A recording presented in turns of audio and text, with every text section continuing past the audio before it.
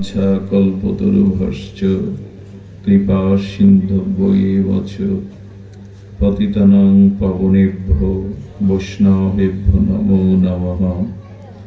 মূকং করোতি বাচালং পঙ্গুং লঙ্ঘায়তে গিরিম যৎকৃপাতমহং বন্দে পরমানন্দমাধবং।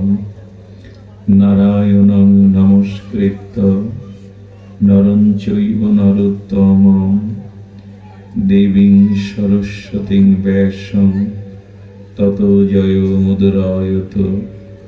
ওম নমো ভগবতে বাসুদেবায়। জয় রূপ সনাতন ভট্ট রঘুনাথ শ্রীজীব গোপাল ভট্ট দাস রঘুনাথ। এই ছয় গোস্বামীর করি চরণ বন্ধন, যাহা হইতে বিঘ্ন নাশ অভীষ্ট পুরাণ। দুর্গমে পতিমেন্ধস্য স্খলদপাদগতির্মোহ সকৃপা যষ্টিদানেন সন্তৌ সন্ত বলম্বন। হরে কৃষ্ণ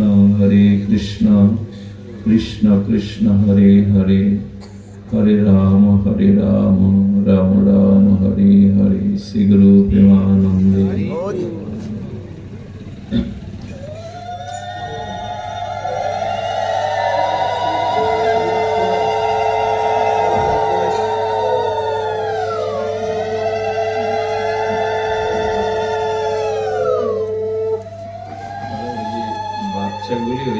বাচ্চাগুলো খেলছে, ওদের আগে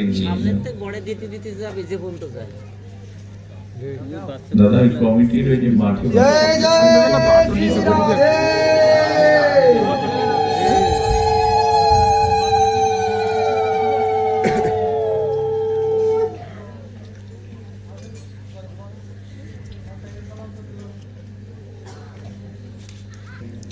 বচোচ দৃষ্টা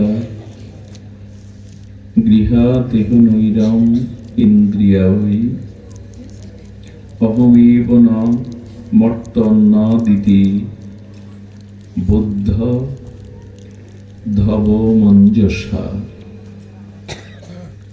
কলিযুগ পাবন অবতার শ্রী শ্রীকৃষ্ণ চৈতন্য মহাপ্রভু সংকীর্তন পিতা নাম প্রেমদাতা শ্রী শ্রী শচীনন্দন নদিয়া বিহারী শ্রী গৌর হরি পরম পাবন পতিত উদ্ধারণ পরম কারুণ্য ঘন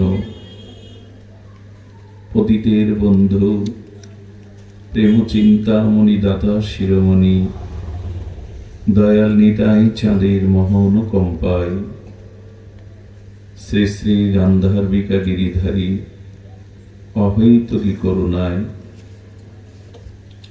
পুত মাঘী শ্রীমন্দির শ্রী অঙ্গনে আজ এই মঙ্গলময় পরম আনন্দময় ভাগবত নিকেতনে ভগবানের মহামহিমান্বিত ভাগবতীয় সুধা যজ্ঞের শুভারম্ভে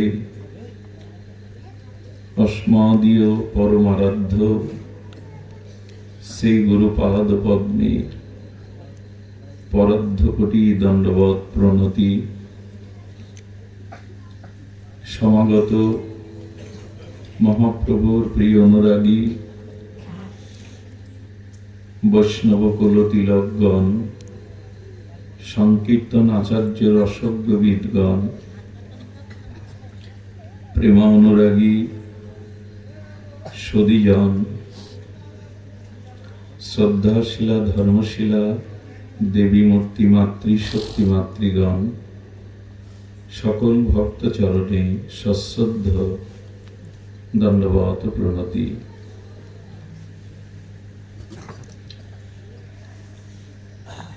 ভাগবত বলছেন, মনসা বচসা দৃষ্টা গৃহাত্তেহ অন্নর অপীন্দ্রিয়াই অহমেব ন মর্ত অন্ন দিতি বোধা ধব মঞ্জস্ব। দেখুন, সনাতনী বৈদিক হিন্দু নরনারী শয্যাত্যাগের পূর্বে, নিদ্রাভঙ্গের পূর্বে একটি প্রার্থনা মন্ত্র উচ্চারণ করতে হয়। এটা আমরা সকলেই প্রায় জানি। ওম সর্বে ভবন্তু সুখিনঃ সর্বে সন্তু নিরাময়া সর্বে ভদ্রাণি পশ্যন্তু মা কশ্চিৎ দুঃখভাগ ভবেৎ। এই মন্ত্রের অর্থ হল, পৃথিবীর সকলেই সুখী হোক, কিন্তু কোথায় সুখ বা কোথায় গেলে সুখী হওয়া যায় তা কি বলি? সকলেই সুখী হোক বললাম, তাতে সুখী হয় তো?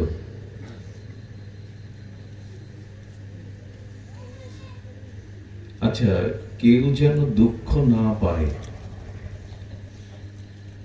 এ কথা মুখে বললাম, কিন্তু কোন বস্তু, কোন তত্ত্ব আরাধনা করলে আর আমি দুঃখ বা কেউ দুঃখ পাবো না, সেই বস্তুর সন্ধান জানলাম তো। আচ্ছা, এটা তো আমরা বলি, এই কথা সাকার হয়েছে তো? সবাই সুখী হয়েছে তো? সবাই দুঃখ থেকে পরিত্রাণ পেয়েছে তো? এখন এই এক সমস্যা, পাঠের সময় এসে মোড়ামুড়ি করে আগে কিছু করবে না। জয় রাধে। এখন এসেই ঠিকঠাক করবে। জয় রাধে একভাবে রেখে দিন। জয় রাধে এইভাবে থাকবো। তো সর্বে ভবন্তু সুখিনঃ এভাবে থাক, আর হাত দিও না। এখন সুখ কোথায়, কিভাবে সুখ প্রাপ্ত হওয়া যায়? কেউ যেন দুঃখ না পায়, এই মন্ত্র উচ্চারণের সাথে সাথে জানাতে হবে যে দুঃখ নিষ্কৃতির উপায় কি। সারা জীবন বলে গেলাম, কিন্তু সুখ কিভাবে প্রাপ্ত হওয়া যায় জানলাম না, আচরণ করলাম না। দুঃখ চিরতরে কি করে নিবৃত্তি হয় সেটিও অনুভবে অনুধাবন করলাম না। এখন সুখী হওয়ার মন্ত্র কি, সুখী হওয়ার উপায় কি, দুঃখ নিবৃত্তির শ্রেয় উপায় কি? দেখুন, শ্রী ভগবানের শ্রীচরণে দিব্য ঊনবিংশতি চিহ্ন আছে। ঊনবিংশতি মানে 19টি চিহ্ন আছে রাধারানীর চরণে, শ্রী গোবিন্দের চরণে। চিহ্ন মানে লক্ষণ। যেমন মেঘের লক্ষণ বলে দেয় বৃষ্টি আসবে, তদুপরি ভগবানের চরণে যে ঊনবিংশতি দিব্য চিন্ময় চিহ্ন আছে, এই চিহ্ন মানে লক্ষণ। আপনি সুখী হতে চান, দুঃখকে জীবন থেকে তাড়িয়ে দিতে চান, সেটা চাই বটে, প্রার্থনা করি বটে, হয় না, সাকার হয় না, সার্থক হয় না। হয় কি করে না, ভগবানের ঊনবিংশতি চিহ্নের মধ্যে একটা চিহ্ন, সেই স্বস্তিক চিহ্ন। কি চিহ্ন বললাম? স্বস্তিক চিহ্ন। যে কোনো বৈদিক মাঙ্গলিক কর্মে দেখুন স্বস্তিক চিহ্ন আঁকা হয়। এই স্বস্তিক চিহ্ন মানে গোবিন্দের চরণকে, রাধারানীর চরণকে, প্রেমময়ীর চরণকে বা আমাদের প্রেমাবতার শ্রীকৃষ্ণ চৈতন্য নিত্যানন্দ চরণ আশ্রয় করলে ওই স্বস্তিক চিহ্নের দিব্য কল্যাণে তখনই আপনি জীবনে স্বস্তি বা সুখ পাবেন। ওই চিহ্নটা এমনি এমনি আঁকানো না, ওটা ভগবানের বিশেষ গুণ, বিশেষ মহিমা। আর ওই গুণ হলো লক্ষণ যে আপনি কি করে সুখী হবেন। শ্রী গোবিন্দ পাদ পদ্মে, গৌর পাদ পদ্মে যখন আশ্রয় নিবেন তখনই আপনি সুখী হবেন। এর বিপরীতে পৃথিবীতে এমন কোন ব্যক্তি নেই, বস্তু নেই, পদার্থ নেই যা পেলে আপনি সুখী হবেন। যদি বলেন অর্থ পেলে সুখী হব, যারা অর্থ পেয়েছে তারা সুখী হয়নি। যদি বলি যে আমি পৃথিবীর সব থেকে সেরা আশ্চর্য অলৌকিক কোন জিনিস বানাবো, পৃথিবীকে তাক লাগিয়ে দেব, সেটা করেও আপনি শান্তি পাবেন না। কারণ সপ্তম আশ্চর্যের ভারতবর্ষে তাজমহল গড়েছিলেন শাহজাহান। তাকে তার পুত্র শাহজাদাগণ বন্দি করে দাসীদের দিয়ে অন্ন ফেলে দিতেন, ছিড়িয়ে দিতেন, তিনিও সুখ পাননি। যদি বলেন আমি সুন্দরী রমণী পেলে সুখী হব, যারা পেয়েছে তারা সুখী হয়নি। কারণ এই বস্তু পদার্থ দিয়ে সুখী হওয়া যায় না, আনন্দ বা শ্রেয় পাওয়া যায় না। যারা পেয়েছে এগুলি, ধন জন, আচ্ছা প্রধানমন্ত্রী হন, রাষ্ট্রপতি হন, মাঝে মাঝে তাদেরও পালিয়ে যেতে হয়, তাদেরও ফাঁসি হয়। শ্রীমতী ইন্দিরা গান্ধী সমগ্র বিশ্ব রাজনৈতিক পরিমণ্ডলে বিশ্বনেত্রীর সম্মান পেয়েছিলেন, কিন্তু তিনিও দেখেছিলেন তার ছোট পুত্র সঞ্জয় গান্ধীর চিতা জ্বলছে তার সামনে। ইন্দিরা গান্ধী তখন জীবদ্দশায়, নিউ দিল্লিতে তার ছেলের চিতা জ্বলছে, এটা মা হয়ে দেখতে হচ্ছে, অথচ প্রধানমন্ত্রী উনি, বিশ্ব নেত্রী। এই জন্য রাষ্ট্রপতি, প্রধানমন্ত্রী, ধনী, সুন্দরী রমণী, এ জগতে আশ্চর্য তাক লাগানো কোন বস্তু তাজমহল গড়লেও আপনি সুখী হবেন না। এই জন্য বলছেন কৃষ্ণ বিনা সুখ দিতে নাহি অন্যজন। এই জন্য বললেন স্বস্তিক চিহ্ন হলো শ্রী ভগবানের দিব্য ঊনবিংশতি চিহ্নের মধ্যে একটি। জীবনের স্বস্তি, শান্তি, পরমানন্দ আপনি তার চরণাশ্রয়ে পাবেন। কিন্তু এই উপলব্ধি আমাদের আসে না, কারণ আমাদের বুদ্ধি শুদ্ধ না। অশুদ্ধ ঘোলা জলে মুখ বা কোনো বস্তুর ছবি স্পষ্ট পড়ে তো? চাঁদের ছবি কি মুখের ছবি? অস্বচ্ছ ঘোলা জলে কোনো বস্তু স্বচ্ছ প্রতিভাত হয় না, হয় কি? কিন্তু জল যদি শুদ্ধ হয়, নির্মল পরিষ্কার হয়, তাতে বস্তুর ছবির প্রতিচ্ছবিটা পড়ে। তেমনি আমাদের বুদ্ধি শুদ্ধ না, এই জন্য এটি শুনেও করতে পারি না, এটি শুনেও আস্থা রাখতে পারি না, সেই ভগবানের চরণে শরণ নেই না। জানলাম যে সুখ ভগবান চরণে, কিন্তু এখানে শতবার শ্রবণের পরেও আস্থা রাখতে পারছি না, সেই বিষয় আশায় কামিনী কাঞ্চনে সুখ খুঁজে বেড়াচ্ছি, যা পাওয়ার নয়। আচ্ছা, একটি হরিণ, সে তৃষ্ণার্ত, হরিণটির তৃষ্ণা পেয়েছে, জল তৃষ্ণা। নিয়ে যান, বাইরে নিয়ে যান, ঘুরিয়ে আনুন। হরিণটির জল তৃষ্ণা পেয়েছে, তো জঙ্গল থেকে তৃষিত হরিণটি জলের সন্ধানে তিনি দেখছেন সেখানে মরুভূমি, জঙ্গলের পাশে বালু আর ধুধু বালু। তো দিবাভাগে সূর্যের কিরণ পড়ে সেই বালুতে অল্প অল্প বাতাস লাগবে, দেখবেন জলের তরঙ্গের মতো দেখায়।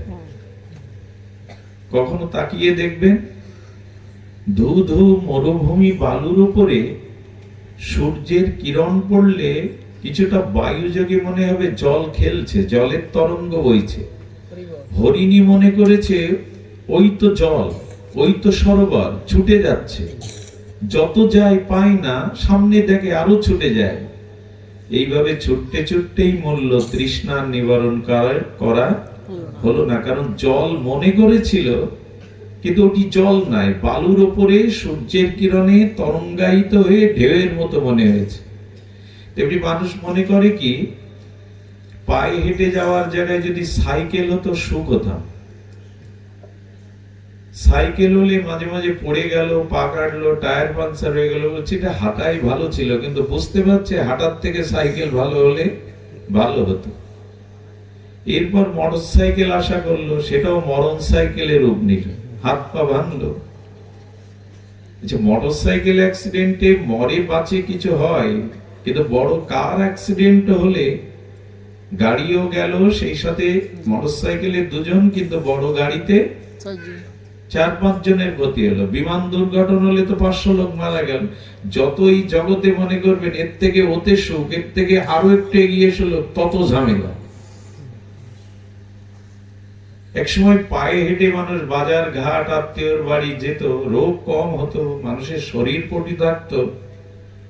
এখন এমন বাড়ি করে যে সিঁড়ি দিয়ে গাড়ি উঠে উপরে উঠবে। তার মানে মানুষ মনে করে হরিণের মতো ওই সামনে জল, ওই সামনে জল, তৃষ্ণার জন্য ছুটি গিয়ে জল পায় না। মানুষ মনে করে একতলা দুতলা হলে, 10,000 থেকে 50 হলে, 10 বিঘা থেকে 100 বিঘা হলে, কিন্তু ছুটতে ছুটতে এক সময় দেখে তৃষ্ণা বেড়েই গেছে, সুখ বা শান্তি ধরা দেয়নি। এই জন্য জগতের কোন পদার্থ, বস্তু, পরিস্থিতি থেকে মানুষ সুখী হতে পারে না যতদিন শ্রী ভগবানের চরণকে সে আশ্রয় করে যথাযথ ভজন না করে। এই বুদ্ধিটা আসছে না কেন? বলে আয়নার উপরে ধুলা জমে গেছে, জলটা ঘোলা। এই জন্য চাঁদের স্বরূপটা, চাঁদের প্রতিচ্ছবিটা, মুখের প্রতিচ্ছবিটা স্বচ্ছ জল না হলে প্রতিভাত হয় না। কারণ আমাদের বুদ্ধি শুদ্ধ না, এই জন্য এটা শুনেও বুঝতে পারি না। এটা শুনেও ভগবানের চরণের স্থান, বুদ্ধি শুদ্ধ না তো এ কথা মরমে বসবে না। বলে বুদ্ধি শুদ্ধ হয় কি করে? বুদ্ধি যখন সত্যকে ধারণ করতে শেখে তখন বুদ্ধি শুদ্ধ হয়। সত্য বস্তুকে যখন বুদ্ধি ধারণ করে তখন বুদ্ধি শুদ্ধ হয়, এর আগে বুদ্ধি শুদ্ধ হয় না। আচ্ছা, দর্পণে ময়লা জমে গেছে, আরো ধুলাবালি মাখা ময়লা কাপড় দিয়ে মুছতে গেলেন, পরিষ্কার হবে না আরো জড়াবে? তেমনি বুদ্ধি শুদ্ধ না হয় যদি আপনি এই কথা মানতে চান, পারবেন না। বুদ্ধি শুদ্ধ হয় সত্যকে বুদ্ধিতে ধারণ করলে, যে না এটাই সত্য, যে গোবিন্দ চরণে ভজনে ছাড়া প্রকৃত সুখ নাই। এটা বুদ্ধি শুদ্ধ হলেই বুঝতে পারবেন। সত্যকে বুদ্ধিকে ধারণ করতে হবে। আমাদের অবস্থা কি জানেন? আমাদের বললে ভুল হলো, আমার মতো যারা, তারা কি মনে করে তারা সত্যকে ঢেকে দিতে পারলে বাঁচে। সবসময় আমরা সত্য ঢাকি, সত্যের মুখোমুখি হতে চায় না। সত্য খুব কঠিন কিনা, এই জন্য ওর মুখোমুখি হতে চায় না, সত্যকে ঢাকতে চায়। আর তখনই আমাদের বুদ্ধি আরো বেশি অশুদ্ধ হয়। সত্য ঢাকা কেমন জানেন? অপরাধ নেবেন না, হাত জোর করছি। 70 বছর বয়স হয়ে গেছে, ভগবান সংকেত দিচ্ছেন যে তুমি গুছিয়ে নাও, তোমার যাওয়ার সময় হচ্ছে, কানের পাশে চুল পাকে। আমরা ওই সত্য মেনে নেই না, কালার করি, সত্যকে ঢেকে দেই। সত্যকে, যে সত্যটা প্রকৃতি থেকে আমার কাছে আসছে, কানের পাশে চুল পেকে গেছে, এবার গুছিয়ে নাও, সময় হচ্ছে যাওয়ার, ডেকে দিলাম। বাইরে লোককে দেখালাম যে আমি ভক্ত, তিলকমালা নেই, প্রতি অনুষ্ঠানে যাই, অথচ গৃহে আমার আচরণ, সমাজে আমার আচরণ, আমার চরিত্র শুদ্ধ না। তার মানে আমি সত্যকে ঢাকি। সত্য যেই ঢাকতে যাবেন বুদ্ধি অশুদ্ধ হয়ে যাবে। খুব দার্শনিক কথা এটি।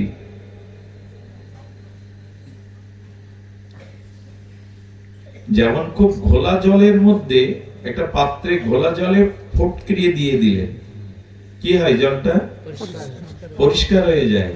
তেমনি যেই বুদ্ধির মধ্যে সত্য প্রবেশ করলো, বুদ্ধি শুদ্ধ হয়ে গেল। তখনই এই কথাগুলো মানতে পারবেন। এখানে কি সবাই শুনছে না কথা যে ভগবানের চরণ ছাড়া সুখ নাই?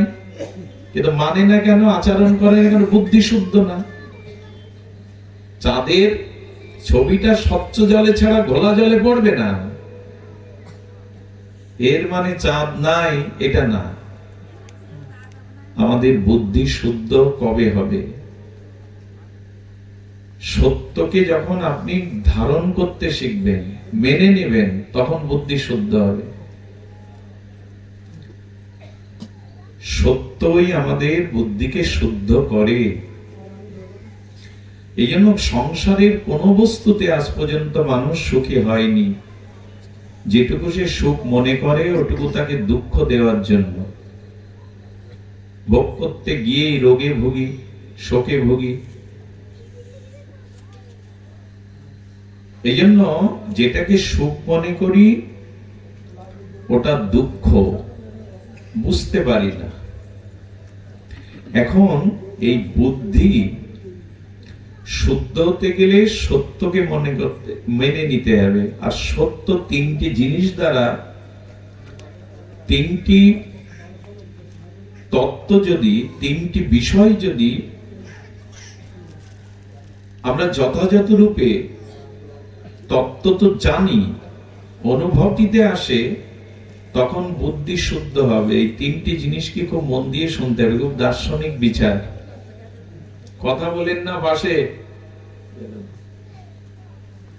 বলে সত্যকে ধারণ করলে বুদ্ধি শুদ্ধ হবে। আর সত্য তিন ভাবে ধারণ হয়।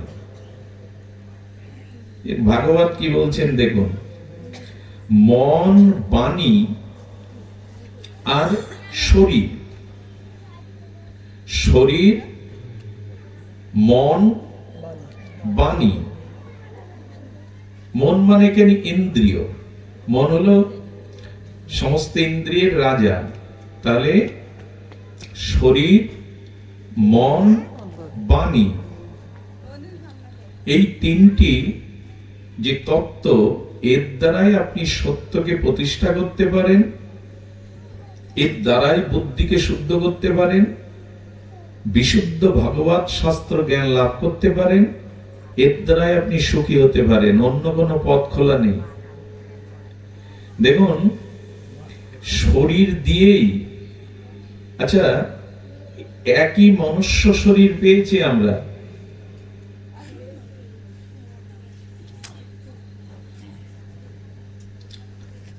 আমরা এখানে সবাই মনুষ্য শরীরধারী না?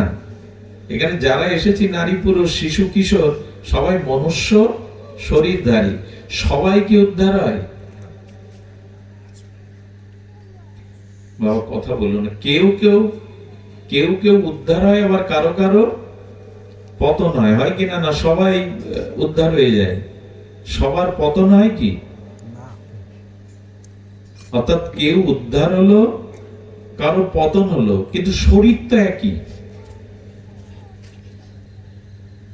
খুব মার্মিক বিষয় কি জানেন? একটা পিপীলিকা কীট থেকে শুরু করে এই পৃথিবীর সমস্ত প্রাণীর সৃষ্টি একই উপাদান দিয়ে সৃষ্টি হয়েছে। একটা শূকর, কুকুর, কীট, পতঙ্গ, পিপীলিকা, বাঘ, ভাল্লুক এবং মানুষ, নরনারী, সব প্রাণীরই, জীবেরই শরীর পাঁচটি জিনিস দিয়ে গড়া, কম বেশি না। একটা কুকুরের শরীর নির্মাণ যে পাঁচটি দিয়ে, পিপীলিকা, কীটের, আপনার আমারও তাই। ওই সেই খিতি অফ তেজ মরুদ্গম, আলাদা নয়। কীটের বিস্ময়কর কথা। বাঘ, ভাল্লুক, হিংস্র জীব জন্তু, শূকর, কুকুর, পিপীলিকা, পতঙ্গ, যা পৃথিবীতে যত প্রাণী সৃষ্টি হয়েছে, শরীর তাদের এই পাঁচটি উপাদান দিয়েই গড়া। খিতি অফ তেজ মরুদ বম।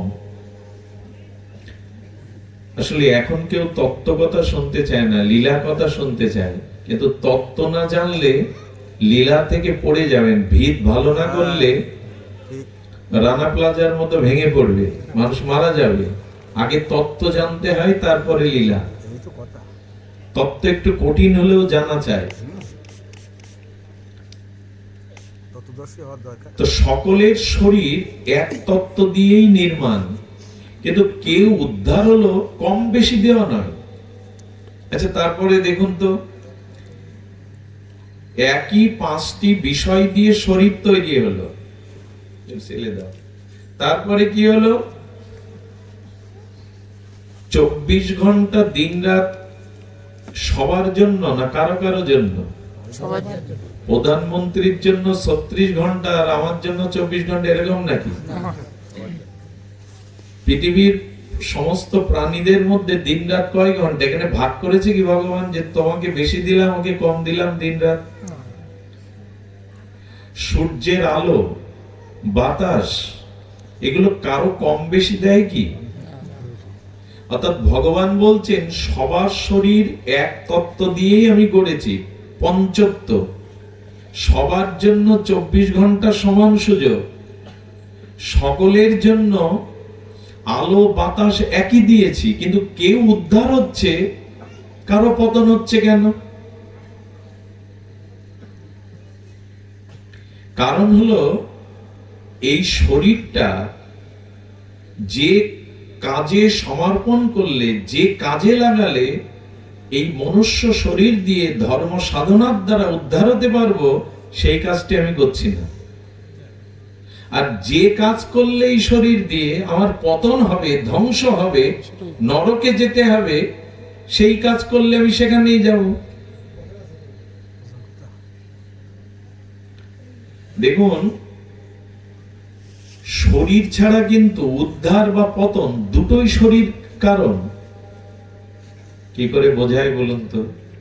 একটাই সিঁড়ি, উপরে ওঠা যায়, আবার ওই সিঁড়ি দিয়ে একটা ম্যাজিক কাঠি দিয়ে কারো ঘর শত্রুতা করে জ্বালিয়ে দেওয়া যায়, আর একটা ম্যাজিক দিয়াশালার বারুদ দিয়ে মন্দিরে প্রদীপ জ্বালানো যায়। দুইজনই জ্বললো, দুইজনে কাঠিটা নষ্ট হয়ে গেল, সার্থক হলো কে?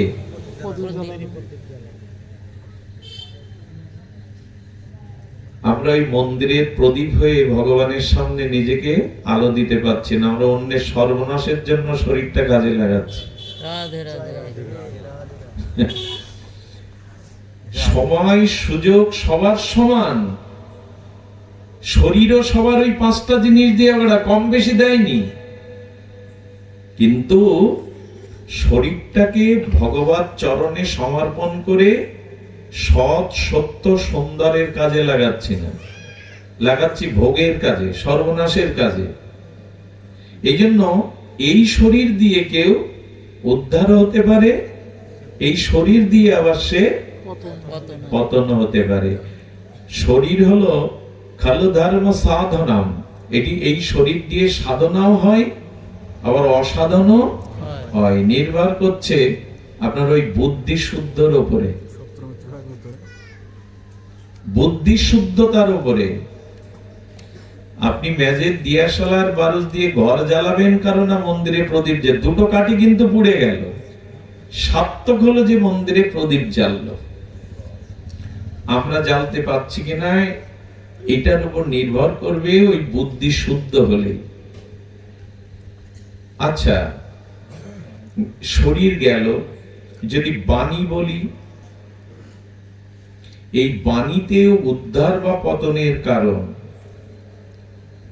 এই যে মুখের শব্দ ব্রহ্ম, এটি আপনাকে উদ্ধার করতে পারে, আবার পতনও ঘটাতে পারে। সিঁড়ি বলছি, কিন্তু একটি সিঁড়ি দিয়ে উপরে উঠতে পারে, নিচেও নামতে পারে। বলে বাণীর দ্বারা যুদ্ধ, বাণীর দ্বারা শান্তি হয়, বলে সব থেকে বেশি হয়। আচ্ছা, কুরুক্ষেত্রের মতো এত রক্তক্ষয়ী বিধ্বংসী যুদ্ধ হলো বাণীর দ্বারা। যুদ্ধটার কারণ বাণী। কোলাহল না করে শান্ত হয়ে শুনুন। এসব কথা শান্ত না হলে আমরা তো, আর গোবিন্দ একটা জিনিস বলেছেন, অশান্তস্য কুত সুখম, যে শান্ত না সে শান্তি কোনোদিনই পাবে না।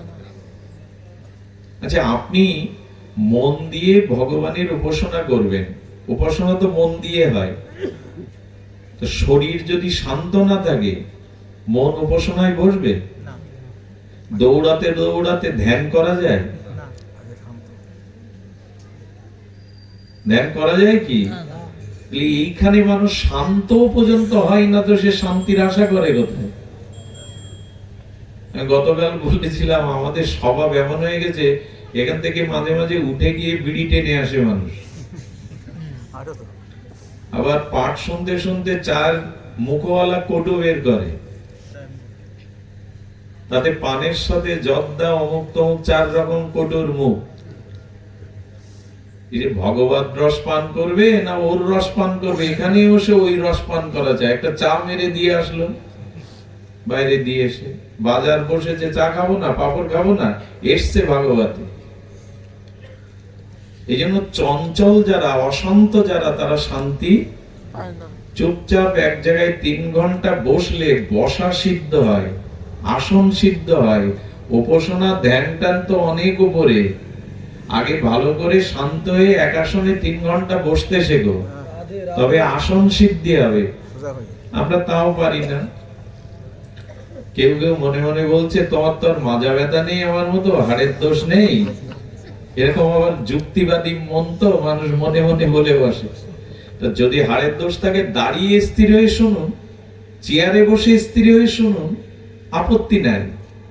কিন্তু চঞ্চল হলে শান্তি পাবেন না, অশান্ত হলে শান্তি। শান্ত হয়ে বসাটাও শান্তির, আমরা পারি না। এত ভাগবত আসরে কেন বলতে হবে চুপ করো, কথা বলো না? এর কারণ আমরা শান্ত নই বলে শান্তি। আচ্ছা, এইখানে একজন আসলো ভাগবতে, দেখছে যে হরিকথা হচ্ছে, এতগুলো 500 লোক চুপচাপ, এখানে জোরে তাকে ডাকা বলে এই এদিকে এসো। এই বোধ নাই যেখানে জোরে কথা বললে পাঠের বিঘ্ন হবে। আমি তার কাছে গিয়ে ইশারায় বললাম, কি হাত দিয়ে বললাম চলে এসো, কিন্তু ওই বোধটা নাই। চেঁচিয়ে বললাম এই আসছো না কেন? আচ্ছা, বোবারা বাজার করতে পারে? পারে। সবজির দোকানে গিয়ে আলু দেখায় কত, আর দোকানদার কি করে? হয় কিনা বাজার করা হয় কিনা? কথা না বললেও কাজ করা যায়। এই বুদ্ধি তো নাই। এসে ডাক দিলাম এই তুমি আসছো না কেন? বুদ্ধিটা শুদ্ধ হয় সত্যকে গ্রহণ করলে, আর বুদ্ধি শুদ্ধ না হলে কিছু হবে না, ওই দিয়েই সব।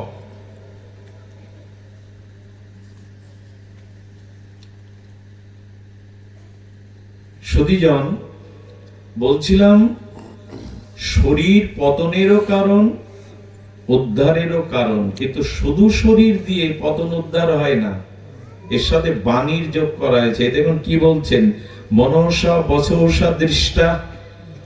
ভাগবতের এক একটা অক্ষর শব্দ মহামহিমাপূর্ণ, সর্ববেদান্তের সার। বাক্যের দ্বারাও শান্তি হয়, অশান্তি হয়। এটা খুব ধ্যান দিয়ে শুনতে হবে আপনাদের, কারণ এই কথার কারণেই বিশ্বযুদ্ধ পর্যন্ত বাধে। সংসার যুদ্ধ তো চলছেই, শত্রুতা, মিত্রতা, উদ্ধার, পতন, কল্যাণ, অকল্যাণ সবই বাণীর দ্বারা হয়। শরীর, মন আর বাণী। কুরুক্ষেত্রের যুদ্ধটা বাণীর দ্বারা হলো। ছোট্ট একটা শব্দ, বিনা যুদ্ধে নাহি দিব, কে না জানে এ কথা? আচ্ছা, কুরুক্ষেত্রের যুদ্ধ বাঁধার কারণ কি? এই শব্দটাই তো। ভগবান শ্রীকৃষ্ণ গিয়ে দুর্যোধনকে বলছেন, আচ্ছা পাণ্ডবরা আপনাদের কি হয়? আমাদের ভাই। তো যদি ভাই হয়, হস্তিনাপুরের ভূমিতে তাদের অধিকার আছে? তো আছে। দুর্যোধন, আমি পাণ্ডবদের হিতৈষী হয়ে আপনার কাছে একটা প্রস্তাব নিয়ে এসেছি, আপনি 5টি গ্রাম দিন ওদের। চিন্তা করতে পারেন, পুরো ভারতবর্ষের বিনিময়ে চাচ্ছেন 5টি। কি কি বলল দুর্যোধন? শ্রীকৃষ্ণ তখনই ঘোষণা করলেন, গ্যাংগ্রিন হাতে হলে, আঙুলে হলে শরীর বাঁচানোর জন্য ওটা অপারেশন করে কেটে বাদ দিতে হয়, নাহলে পুরো শরীর। এইবার যুদ্ধের সময় হয়েছে, প্রস্তুত হও। আর দুর্যোধনের দ্রৌপদীর অপমান বা পঞ্চপাণ্ডবদের শেষ করার কারণ কি জানেন? ওই কথা, বাণী। হস্তিনাপুর ছেড়ে দিয়ে আমাদের যেটা নিউ দিল্লি, ইন্দ্রপ্রস্থ, আগে নাম ছিল মহাভারতে ইন্দ্রপ্রস্থ, এটা এখন নিউ দিল্লি, ভারতের রাজধানী। এখানে বিশ্বকর্মাকে দিয়ে ইন্দ্রপ্রস্থে পঞ্চপাণ্ডবদের সুন্দর আর গৃহ নির্মাণ করেছিলেন। সেই গৃহটা এমন যে সামনে জল, কিন্তু জল দেখা যাবে না, মনে হবে সমান জায়গা, স্বচ্ছ, অথচ জল। তো দুর্যোধন ওই সমান মনে করে হাঁটতে গিয়ে জলেই হুপড়ি খেয়ে পড়ে গেছে। দ্রৌপদী বলেছিল, অন্ধ বাবার ছেলে তো অন্ধ হবেই। এই কথাই দুর্যোধনের মাথা বিগড়ে দিল। এর প্রতিশোধ না নেওয়া পর্যন্ত আমি শান্তি পাবো না। এই জন্য দয়া করে সব জায়গায় বক বক করবেন না। চার টেবিলে মানুষের এখন স্বভাব কত দূষিত হয়ে গেছে দেখেন। বাড়িতে বক বক করার লোক, মানে শোনার লোক না পেলে পাড়ায় আত্মীয় বানায়, সন্ধ্যার পরে তার বাড়িতে যায়। বাড়িতে তো তার ওই বকবকানি কেউ শুনবে না, কথা শুনবে না, মেসো মাসি অমুক তমুক এইসব পাতায়, ওইখানে গিয়ে কথা বলবে 1 ঘন্টা 2 ঘন্টা। কারো বাড়িতেই সুযোগ না পেলে বাজারে চার দোকানে যায়, এক গাল বিড়ির এটো ধোঁয়া ওর মধ্যে বইছে, সমস্ত গায়ে লাগে, আর ঘন্টার পর ঘন্টা 3-4 কাপ মেরে দেয়। আর ওই গল্প, কোন সাধু কি করলো, কার সংসারে কি হলো, পরনিন্দা, রাজনৈতিক চর্চায়। ঠাকুর মশাই হুঁশিয়ার করে দিয়েছেন, এই বাণীর দ্বারাই যুদ্ধ হয়, আবার ভগবানের এই চিন্ময় বাণীর দ্বারাই গীতা সৃষ্টি হয়, বিশ্ব শান্তির শাস্ত্র সৃষ্টি হয়। এই বাণীর দ্বারাই ব্রাহ্মণ অভিশাপে, বিপ্র অভিশাপে পরীক্ষিত মহারাজ গোবিন্দের চরণ পায়। সারাদিন কর্ম করে সন্তান যখন এসে মা বলে মাকে ডাকে, তার সমস্ত জ্বালা জুড়িয়ে যায় একটা শব্দের দ্বারা। কারোর মধ্যে যদি কাম জেগে ওঠে, নিয়ন্ত্রণ না করতে পারেন, ওই দুগ্ধ বর্তন হলে, দুগ্ধ মানে কি হয়, দুগ্ধ বর্তন হয়, উছলে ওঠে, তখন একটু জলের ছিটে দিলে কি হয়, জলের ছিটে দিলে কি হয়, দুগ্ধ বর্তনটা থেমে যায়। তো কারোর মধ্যে যদি কাম জাগে, 12 বার নিজের মা মা এই শব্দ উচ্চারণ করবেন। অন্য মন্ত্র আছে, ক্লিং, কাম, বিষ, ওইসব না করে সহজভাবে যদি মা মা বলতে পারেন এবং মায়ের মুখটা মনে করতে পারেন, কাম স্থিমিত হয়ে যাবে। শব্দের এমন গুণ। এই জন্য মুখের বাণীকে শুদ্ধ, সত্য, মঙ্গলময় করে বলুন, এইটা নিয়ন্ত্রণ করুন, নাহলে সমস্ত যুদ্ধ সর্বনাশের কারণ, পতনের কারণে এই বাণী। আর আজকাল এই বাণীতে ধ্বংসের একটা বস্তু জগতে এসেছে। সারা রাত জেগে ঘন্টার পর ঘন্টা ওই কথা বলতে বলতেই কতজনের যে জীবন, চরিত্র, ঘর সংসার ভাঙলো, তারই অত্যানে আরো কত কি ঘটবে। বুঝতে পারছেন কার কথা বলছি? মোবাইল ছেড়ে দেবেন, ও দিলেও জগৎ চলবে না, ওটা খুব প্রয়োজন। ওটা ছাড়া এক পাও চলতে পারবেন না। তবে একটা মন্ত্র দেই ওর হাত থেকে বাঁচবার। আকাশের বৃষ্টি বন্ধ করার ক্ষমতা আপনার আমার নেই, কিন্তু ছাতা ধরার ক্ষমতা আছে। ওর দ্বারা সর্বনাশও আসে, আবার ওর দ্বারা অনেক মাকে আমি ইন্ডিয়ায় গিয়ে দেখলাম, মানুষ নেটে এত পাঠ শোনে, বলে বাবা রান্না করার সময় তোমার পাঠ শুনি, সারাদিন ওইটা যা লাগিয়ে রাখি, কাজের মধ্যে ওই কথাগুলো কানে আসে। মাছে কাটা আছে বলে যারা মাছ খায় তারা খায় না, কি করে? মাছে কাটা আছে তো যারা মাছ খায় তারা মাছ খাবে না কাটার জন্য, কি করবে? বৃষ্টি থামাবার ক্ষমতা নেই, ছাতা ধরুন যাতে ভিজে না যান। অর্থাৎ সংস্কার আনুন, ওর থেকে কোনটা নিতে হবে কোনটা ত্যাগ করতে হবে। এই সংস্কার আর আসছে, এটা সাধু সঙ্গ না করলে, বুদ্ধি শুদ্ধ না হলে ওই বুদ্ধি আসবে না। বাংলাদেশের যুবক যুবতী শতকরা 30% মানসিক রোগগ্রস্ত। এদের মানসিক চিকিৎসার প্রয়োজন, নাহলে এরা উন্মাদ হয়ে যাবে। এদের দ্বারা অসামাজিক কাজ, এখন একটা নাম শুনেছেন কিশোর গ্যাংয়ের, পত্রপত্রিকা পড়েন তো আপনারা, ভয়ানক সব খুন হত্যা ছিনতাই 12-13 বছরের কিশোররা করছে। এদের এই বুদ্ধি কে দিল? এখান থেকে 20 বছর আগে কিশোরদের দ্বারা এই কাজ হতো না। মানুষ যেখান থেকে দেখে সেখান থেকেই শেখে। ক্র্যাক পট্টল দেখেন, ওই দেখে দেখে কত মানুষ যে অনুকরণ করতে গিয়ে শেষ হয়ে গেল, খুন করলো, সংসার ভাঙলো। যা দেখে তাই শেখে। এই জন্য বাণীকে শুদ্ধ করুন। ঠাকুর মশায়ের মহাবাণী, আন কথা না বলিব, আন কথা না শুনিব, সকলে করিব পরমার্থ। এ বাণী আর শুনেছি আমরা। আন কথা বলতে নাই, আন কথা শুনতেও। শুনুন, পাপীর কথা বলা, পাপীর কথা শোনা দুটোই অপরাধ।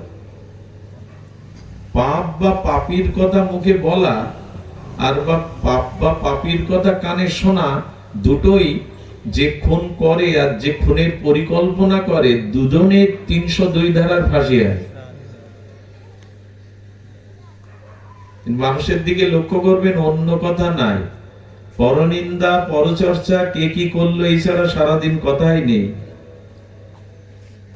ঠাকুর মশাই বললেন, আন কথা বলবে না, আন কথা শুনবে না, সকলই পরমার্থ করবে। ভগবানের কথা, সত্য সুন্দরের কথা, জীবের মঙ্গলের কথাই বলবে। এই বাণী শুদ্ধ না, শরীর তো শুদ্ধ করিনি, বাণী শুদ্ধ না। ভজন সাধন মুখের কথা না, ছেলের হাতে মহানা যে কেড়ে খেয়ে ফেললাম। শান্তি এমনি এমনি পাওয়া যায় না। নিজের উদ্ধার করতে গেলে এই জিনিসগুলোকে লক্ষ্য দিতে হবে আপনাকে আমাকে। 2-10টা টাকা কামাইয়ের জন্য, 2-500 টাকা রোজগারের জন্য বাচের হেল্পারটা রোদ বৃষ্টি ঝড়ে চিৎকার করে, তবে দুটো অন্ন খেতে পায়, বাড়িতে দিতে পারে।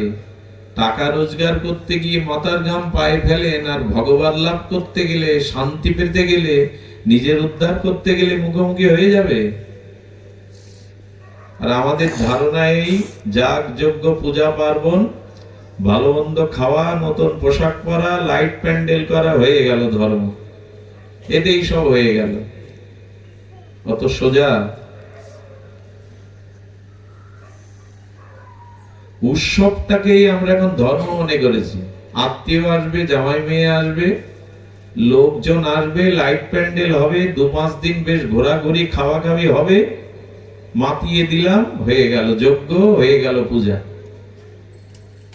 একদিন কালী পুজো কোন রকমে নিরামিষ খায়, পরের দিন মারে কাপড় দিয়ে ঢেকে জামাইরে বাজায় পাঠায় 4 ঠ্যাং আনতে, ওই খাওয়াইবার। মা ঢাকা রয়েছে, ওই একটা দিন কেবল একটু নিয়ন্ত্রণ। কেন ওই দিন খান না কেন? আচ্ছা, পূজার দিন কে নিষেধ করেছে মাছ মাংস খেতে? ওই দিনটা মানেন কেন? যদি খাওয়াটা ঠিক হয় তো ওই দিনটা মানেন কেন?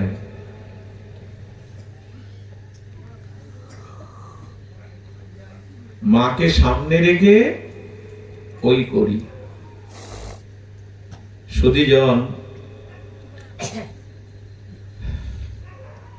আমাদের বাণী শুদ্ধ তখনই হবে, আগেই বললাম। এই বাণী শুদ্ধ না হলে, শরীর শুদ্ধ না হলে, আরেকটি বাকি আছে মন। এই 3টি জিনিস দ্বারা যখন আপনি শুদ্ধ প্রাপ্ত হবেন, তখনই আপনার বুদ্ধি শুদ্ধ হবে, সত্যকে ধারণ করতে শিখবেন। ক্রাসিনের পাত্রে যজ্ঞের ঘি নেওয়া যায় না। শুদ্ধতা, বুদ্ধি শুদ্ধ না হলে ভগবত ভজন নিজের কল্যাণ বোঝা যাবে না। তাহলে আন কথা বলবেন না। আন কথা কইকেয়ীর মতো এত দশরথ চক্রবর্তী সম্রাট দশরথের 3 স্ত্রী সুমিত্রা, কৌশল্যা, কইকেয়ী, এদের মধ্যে কইকেয়ী ছিলেন, যুদ্ধও করতে পারতেন। একবার দশরথের রথের চাকা খুলে যায়, নিজের আঙুল দিয়ে রথের চাকা রক্ষা করে যুদ্ধ করে। দশরথ মূর্ছা গেলে কইকেয়ী নিজে যুদ্ধ করে বাঁচিয়ে ফেলেছিলেন দশরথকে। যোদ্ধা ছিলেন, বিদুষী ছিলেন, এবং রাম কৌশল্যার থেকে কইকেয়ীর কোলে বেশি মানুষ হয়েছে। সেই কইকেয়ী স্বামীর মৃত্যুর কারণ হলো, রামের বনবাসের কারণ হলো, অযোধ্যায় আগুন লাগিয়ে দিল শুধু একটা আন কথা কানে নেওয়ার জন্য, মন্থরা।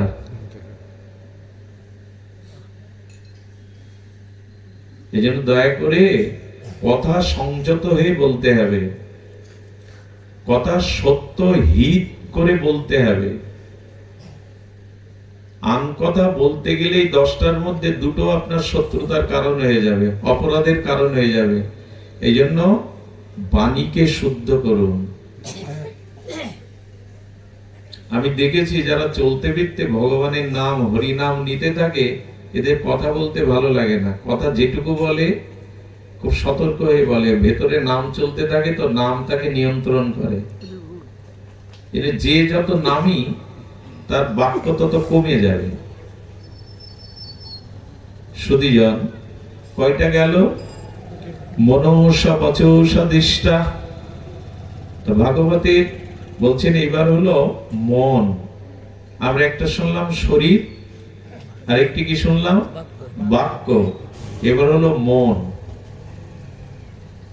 এই মনই আমাদের সমস্ত ইন্দ্রিয়ের পরিচালক, রাজা। আর এই মনেই আপনি মুক্ত হতে পারেন, বন্ধনে আবদ্ধ হতে পারেন। আমি বহুবার চর্চিত এই বিষয়টি। একটি তালা খুলতে লাগাতে চাবি একটা না দুটো চাবি রাখতে হয়। মানে চাবি 5টা থাকুক, কিন্তু একটা তালা বদ্ধ করা এবং মুক্ত করার জন্য চাবি একটাই। এই দিকে ঘোরালে খুলে যায়, আর এই দিকে ঘোরালে মজা দেখেছেন, একটাই চাবি যাতে বদ্ধও করা যায়, খোলাও যায়। মনও ঠিক তাই। মনে আপনি অধঃপতনেও যেতে পারেন, বদ্ধ হতে পারেন, আবার মনে আপনি মুক্তি পেতে পারেন। শুধু এই দিকে আর এই দিকে ঘোরাতে হবে। মনটা সৎ চিন্তা, ভগবানের চরণ চিন্তায় দিলেন তো খুলে গেল। আর যখন ভগবত চিন্তা বিমুখ হয়ে মনটা বিষয়ে দিলেন, ভোগ বাসনায় দিলেন, তখন বদ্ধ হয়ে গেল। একই চাবি, চাবি দুটো না। এই জন্য মনই সাধন ভজনের মূল কেন্দ্র। এই জন্য শাস্ত্র বলছে এই মন, আমি গতকালই মনে হয় প্রসঙ্গটা বলেছিলাম, শরীর যেখানে আপনি সেখানে না, মন যেখানে আপনি সেখানে। এখানে বসেছেন শরীর নিয়ে, কিন্তু মন চলে গেছে অন্য ভাবনা, আপনি এখানে নাই।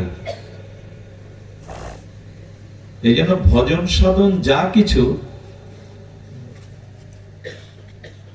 বন্ধ মুক্তির কারণ মনই।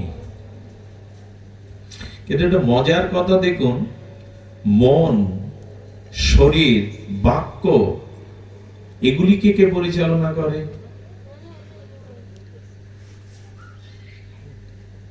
এই যে 3টি জিনিস দ্বারা আমরা বললাম যে বুদ্ধি শুদ্ধ হয়। তাই বুদ্ধিকে, মনকে, বাক্যকে, শরীরকে কার সত্তায় সত্তাবান হয়ে এগুলো ক্রিয়া করে? আত্মা। যার আত্মা নেই তার মন আছে তো? যার আত্মা নেই তার বাক্য আছে তো? তার মানে এখন যদি কেউ বলে তাহলে আত্মার কারণেই মন বুদ্ধি ইন্দ্রিয় ক্রিয়াশীল, তাহলে আমার দ্বারা যা পাপ হচ্ছে তা ওই আত্মাই দায়ী। এরকম একদল লোক আছে এরকম প্রশ্ন করে বসে, আত্মা না থাকলে কিছু করা, মন বুদ্ধি শরীর করবে না, তাহলে আমার দ্বারা যা পাপ হচ্ছে তাও দোষ ভগবানের, আত্মা তিনিই করাচ্ছেন। বলে কিনা, নাকি প্রশ্ন করে এরকম?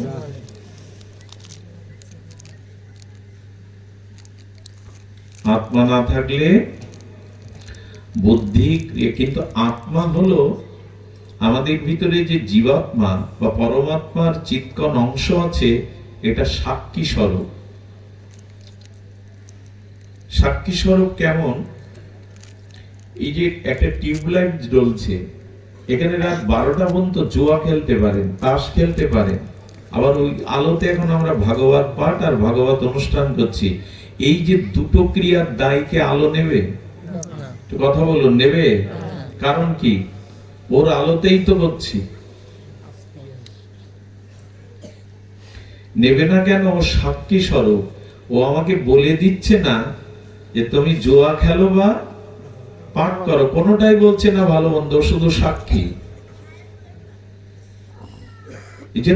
আচ্ছা, আলো না থাকলে কিন্তু দুটো ক্রিয়ায় করা যেত না। এই জন্য আত্মা হলো সাক্ষী স্বরূপ। আমার ভেতরে যে আত্মা আছে, এই আত্মা সাক্ষী স্বরূপ, নীরবে সব কর্মের সাক্ষী হয়ে থাকছে। এই জন্য আমাদের ভেতরে যে আত্মা আছে, এই আত্মা কিন্তু, কারণ আত্মা থাকতেই তো শরীর থাকে, বাণী থাকে, মন থাকে, আর তার দ্বারা কেউ উদ্ধার হয়, কেউ পতন হয়। কিন্তু দায় আত্মা নেবে কি? আচ্ছা, একজন আপনার বুকে ছুরি বিদ্ধ করে মেরে ফেললো, সে কোর্টে গেল, আর একজন ডাক্তার প্রাণপণ চেষ্টা করে, অভিজ্ঞ ডাক্তার, হার্ট অপারেশন করতে গিয়ে মারা গেল। চেষ্টা করেছে, চিকিৎসাও ঠিক ছিল, ওই ডাক্তার কি কাঠগড়ায় উঠতে হয় মৃত্যুর জন্য? কথা বলুন, উঠতে হয়। কারণ কি? ডাক্তারের উদ্দেশ্য ছিল না ওই মানুষটাকে মেরে ফেলা, উদ্দেশ্য ছিল বাঁচানো। কিন্তু তার হার্ট বা শরীরের যে অবস্থা, চেষ্টা করেও সে, এই জন্য রোগী ডাক্তারের বিরুদ্ধে কেস করে, তো ওর অপারেশনের জন্য মারা গেছে। ভুল হলে করতে পারে, কিন্তু সঠিক ডাক্তার সঠিকভাবে চিকিৎসা করতে গিয়ে যদি মারা যায়, এ দোষ তার। কিন্তু দুইজন ছুরি চালালো। আমাদের ভিতরে যে আত্মা, এটি হলো শাশ্বত চিরন্তন সর্বাধিক সাক্ষী ভূতম, আলোর মতো সাক্ষী। কিন্তু আলোটা না জানলে আপনি কোনো কিছুই করতে পারবেন। যদি বলেন আত্মা আছে তাই খারাপ কাজ করছি, আর একজন প্রশ্ন তুলবে আত্মা আছে তাই ভালো কাজ করতে পারছি, সাধন ভজন করতে পারছি। উনি সাক্ষী স্বরূপ। গুরু মহারাজ বলতেন, আত্মা ভেতরে থাকতেও পাপ কাজে আমাদের বাধা দেয় না কেন? অনেকে এই প্রশ্নও তোলেন। ভগবান আমার হৃদয়ে বসে দেখছেন আমি পতন হচ্ছি, পাপ কাজ করছি, বলে বাধা দেয়, দেয় না তা নয়। আত্মার সাথে সাথে ভগবান বিবেক আর বুদ্ধি দিয়েছেন। দেখবেন আপনি যত বড়ই ক্ষমতাসীন হন, যত বড়ই গোপনে পাপ কাজ করুন, বিবেকের কাছে আপনি দুর্বল থাকবেন। দুর্বল কেন হচ্ছেন? কারণ বিবেক, মা ঘুমায় না, ঘুমায় না, সামনে খুব জয় রাধে। এখনই যদি এখানে ঘুমায়, জয় রাধে, তোমার এত দৃষ্টি যায় কেন? কষ্ট হয় জানেন? সংসারের জন্য সারা জীবন হাড় ভাঙা খাটুনি খাটলাম, আর এখানে নিজের উদ্ধারে এসে সংসার কাজ সারাদিন করেছি, এখানে এসে ঘুমাচ্ছি। অবশ্য ভাগবত আসরে ঘুম আসার একটা কারণও আছে, মানুষ শান্তি পায়। আত্মাতে হরিকথা কান দিয়ে ঢুকলে আত্মাটা শান্ত হয়, তখন একটু আরামে ঘুম আসে। এই জন্য মাঝে মাঝে বলি, যদি এখানে সে ঘুমিয়ে শান্তি পায় হরিকথার কারণে তো পাক, তাকে আর দেখো না। তো কষ্ট হয়, হরিকথা জেগে শুনতে হয়, কারণ একদিন ঘুমাবেন, ওদিন আর কেউ আর ডাকলেও আপনি জাগবেন। ওই দিন মনের শান্তিতে ঘুমান, আজ ঘুমায় না। একদিন ওই ঘুম আমাদের সবার হবে, সেদিন আর কেউ জ্বালাতনও করবে না। ঘুমান, আজকে ঘুমাবেন না। জয় রাধে। তো গুরু মহারাজ বলতেন, এক হলো পরমাত্মার পরবস্থা সচ্চিদানন্দ ভগবান, আত্মার অংশ আত্মারূপে আমার মধ্যে রয়েছে। এই জন্য হরিকথা শ্রবণ দ্বারা, সাধন দ্বারা, ভজন দ্বারা ওই পরমাত্মা আমার হৃদয়ে ঢুকবেন। এই হরিকথা হরিনাম কান দিয়ে ভেতরে যাবে, ওই সচ্চিদানন্দ কৃষ্ণ ভগবান আমার হৃদয়ে ঢুকবেন। তখনই তিনি, আচ্ছা, অর্জুনের রথ, অর্জুনের ভিতরে আত্মা পরিচালনা করেছে না বাইরে দিয়ে শ্রীকৃষ্ণ পরিচালনা করেছে? তো কথা বলুন, একটু সহজ করে আলোচনা করি। অর্জুনের ভিতরে এক ভগবানের চিৎকন অংশ আত্মা ছিল, কিন্তু রথকে পরিচালনা করলো কেন? ভগবান এক ভগবান রয়েছে, তো আর এক ভগবানকে রথের রশি দিলে কেন? আমাদের এই দুই ভগবানকে এক করা দরকার, না হলে রথ চলবে না। গুরু মহারাজ বলতেন, একজনের গাভীর অসুখ হয়েছে সরল লোক গ্রামে, 5 দিন অসুস্থ। শেষে কবিরাজের কাছে গেলে বলল, লক্ষণ থেকে কবিরাজ বিধি ব্যবস্থা দিল, 200 গ্রাম উৎকৃষ্ট ঘির সাথে 100 গ্রাম মরিচের গুঁড়ো খেতে দাও। আগেকার কবিরাজি চিকিৎসা ছিল সালসার।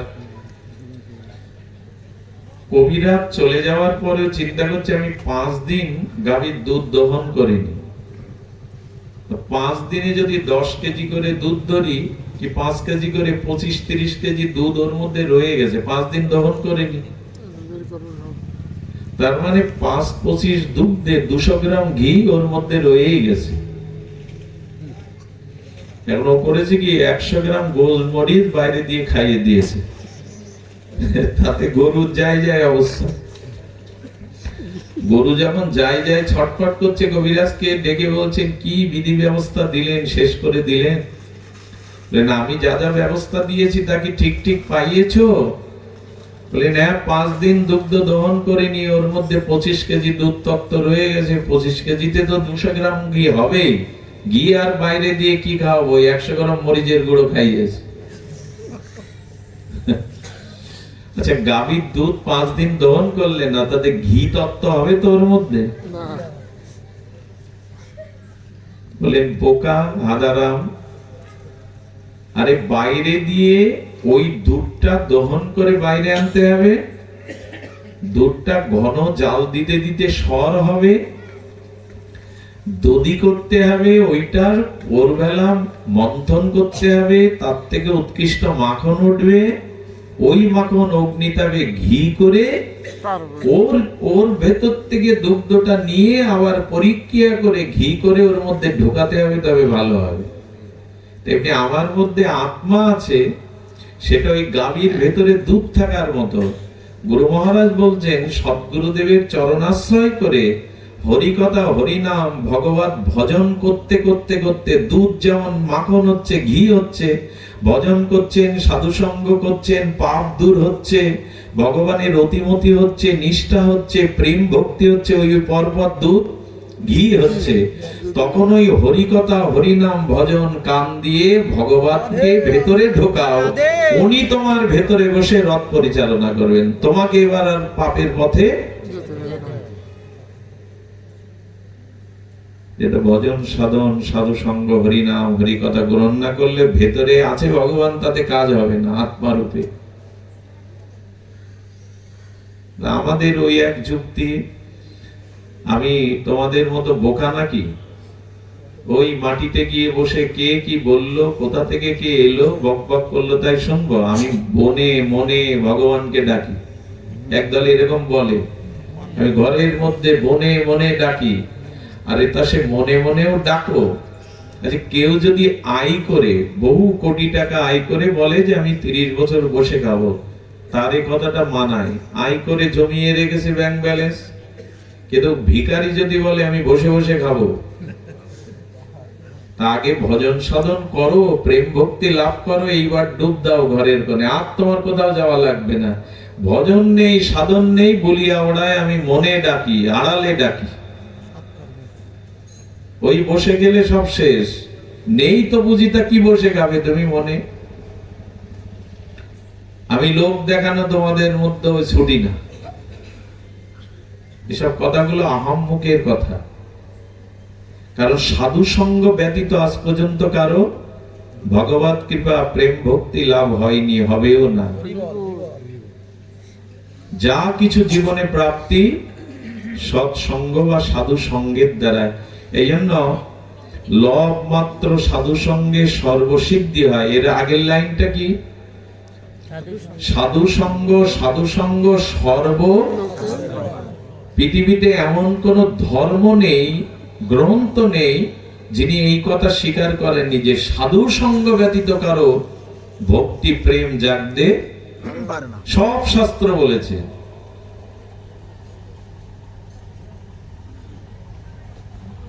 এজন্য সাধু সঙ্গের দ্বারা, হরি কথা শ্রবণ কীর্তনের দ্বারা আমার কর্ণমূলে, সেই হৃদয়ে যেদিন এই শব্দ ব্রহ্ম পরম ব্রহ্মকে আহ্বান করে আমার চিত্ত মাঝে অধিষ্ঠান হবে, বুদ্ধি শুদ্ধ হবে, বুদ্ধি সত্যকে ধারণ করবে, আর মন বাক্য শরীর যেদিন সত্য সুন্দর ভগবানকেই ধারণ করবে, তখনই আমাদের প্রেম ভক্তি কল্যাণ সম্ভব।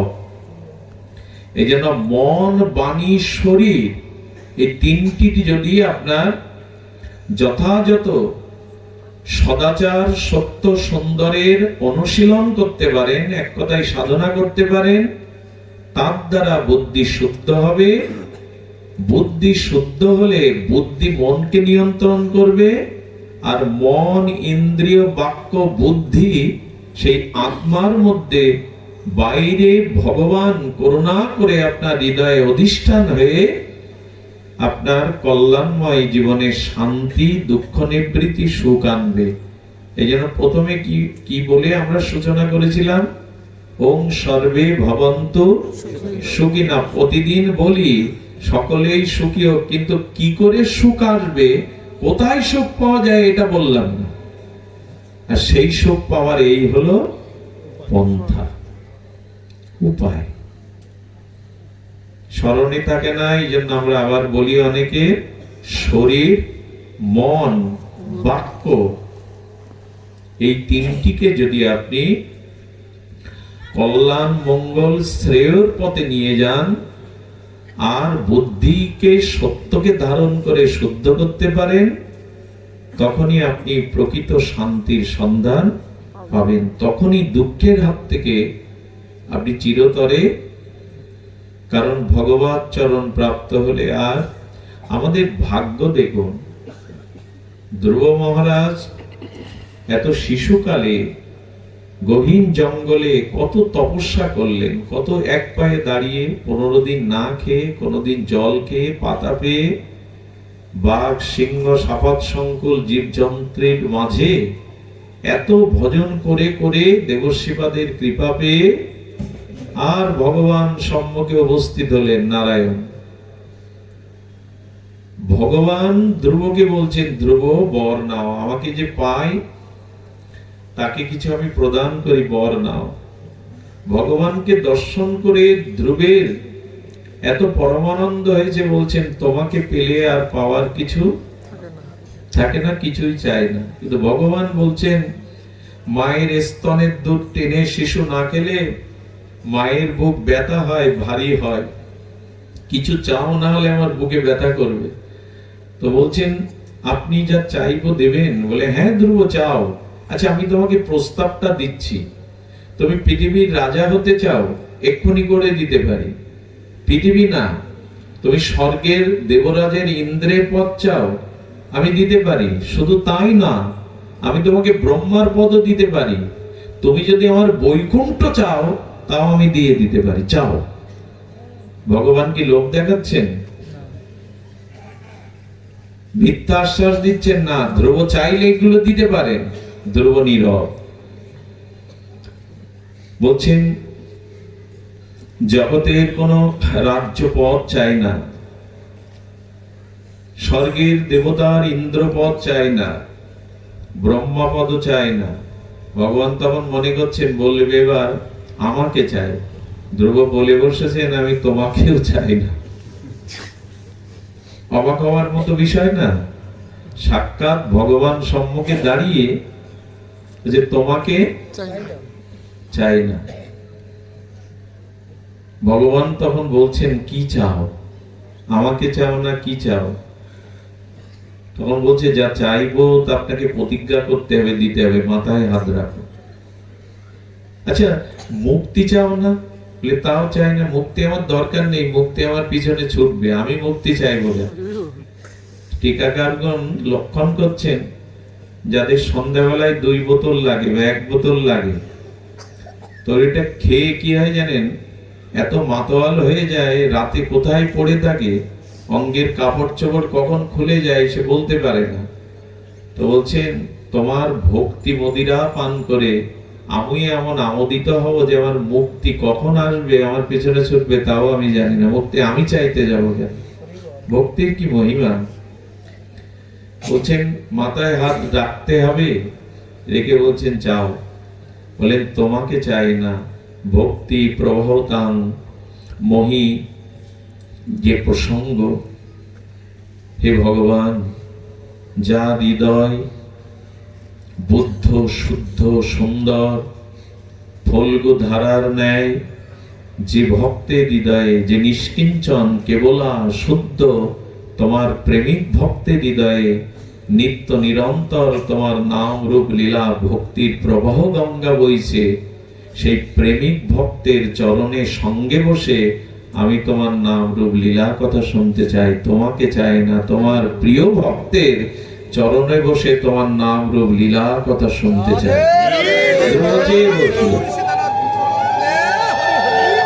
ভগবান বলছেন ধ্রুব, সাধু সঙ্গে আর ভগবানের নাম রূপ লীলা কথা শ্রবণ করেই জীব আমাকে পায়, শ্রবণ কীর্তনের দ্বারা। আর আমাকে পেয়ে তুমি আবার ওইখানে যেতে চাইছো। কথাটি ধ্যান দিন।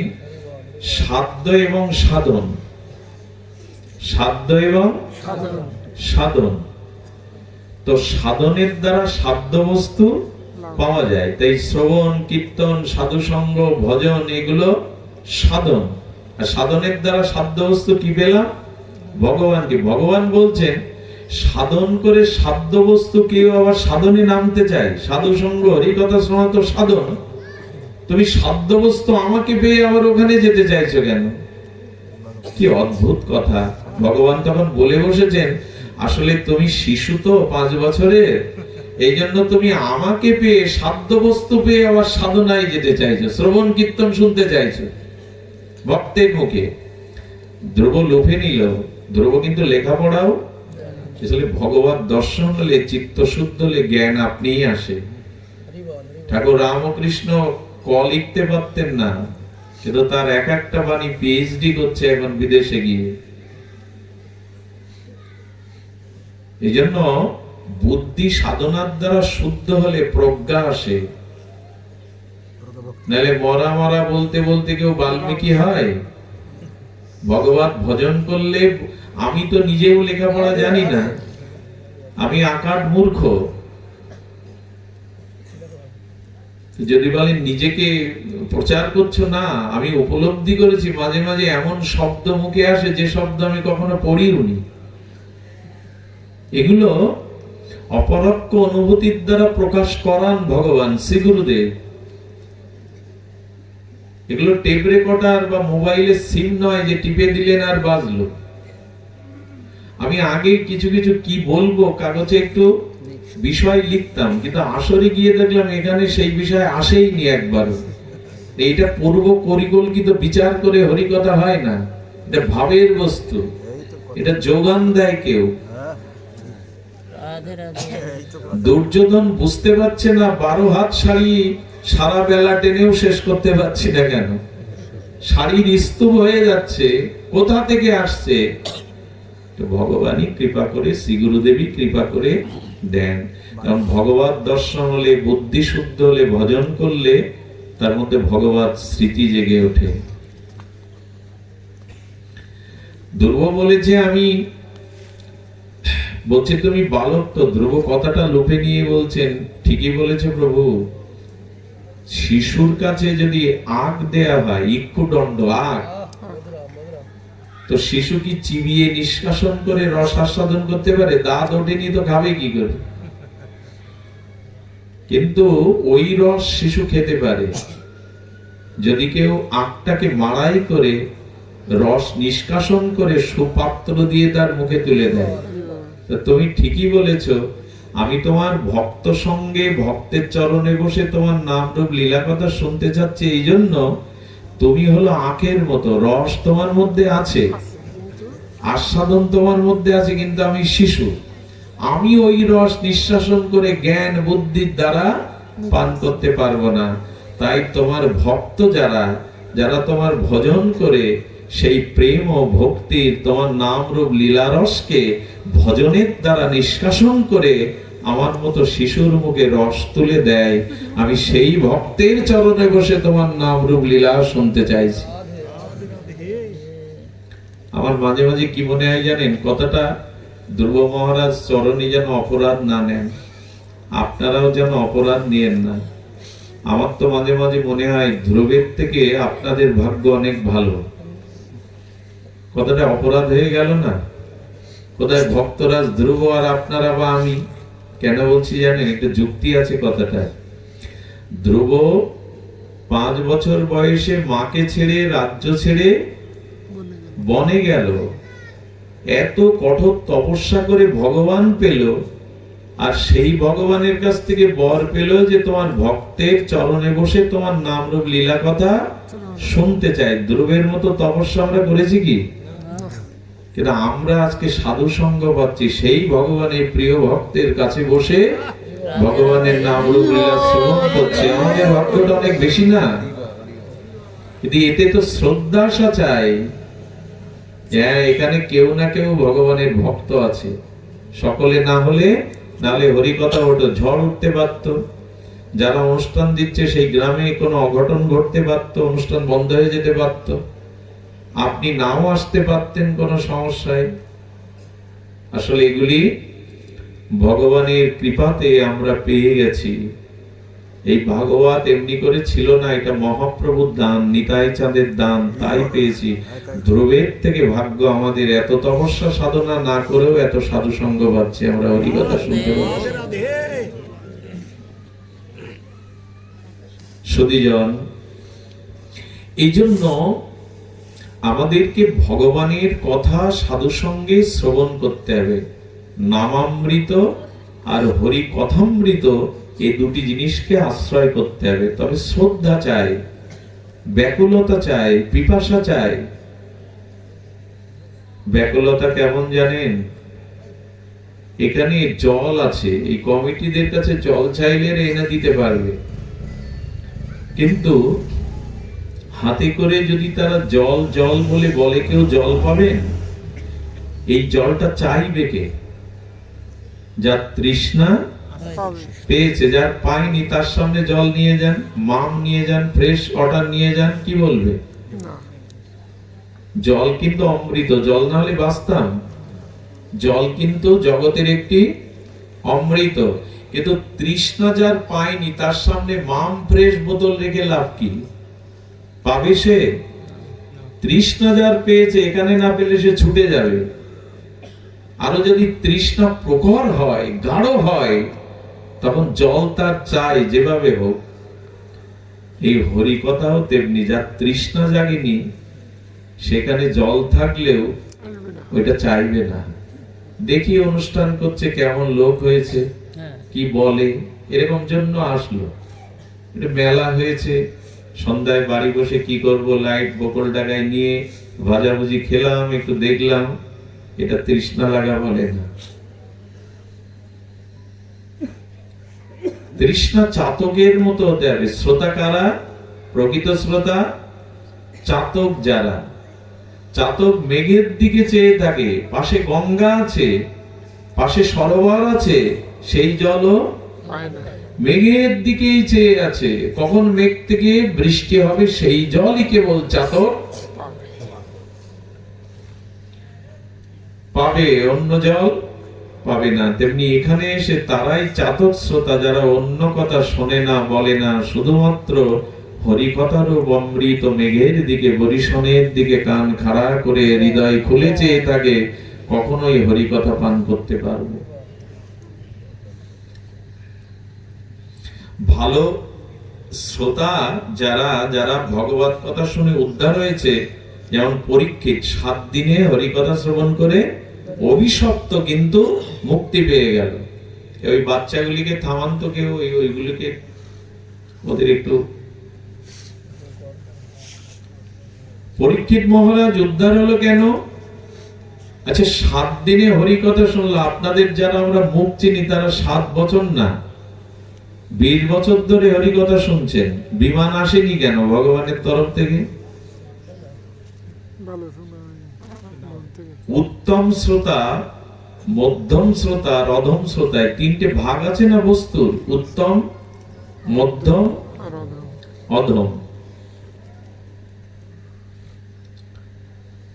তো উত্তম শ্রোতা, উত্তম বক্তা ভগবান সুখদেব, আর উত্তম শ্রোতা পরীক্ষিত মহারাজ।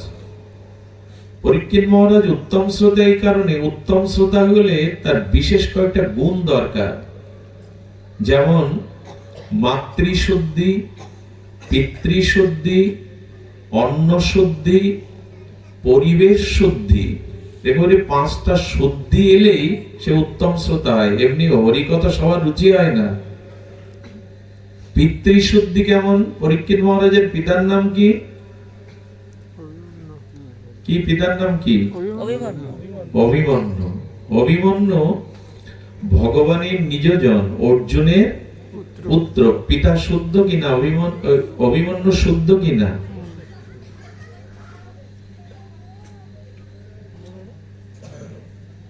অভিমন্যু তার পিতৃশুদ্ধি আছে, অভিমন্যুর পুত্র।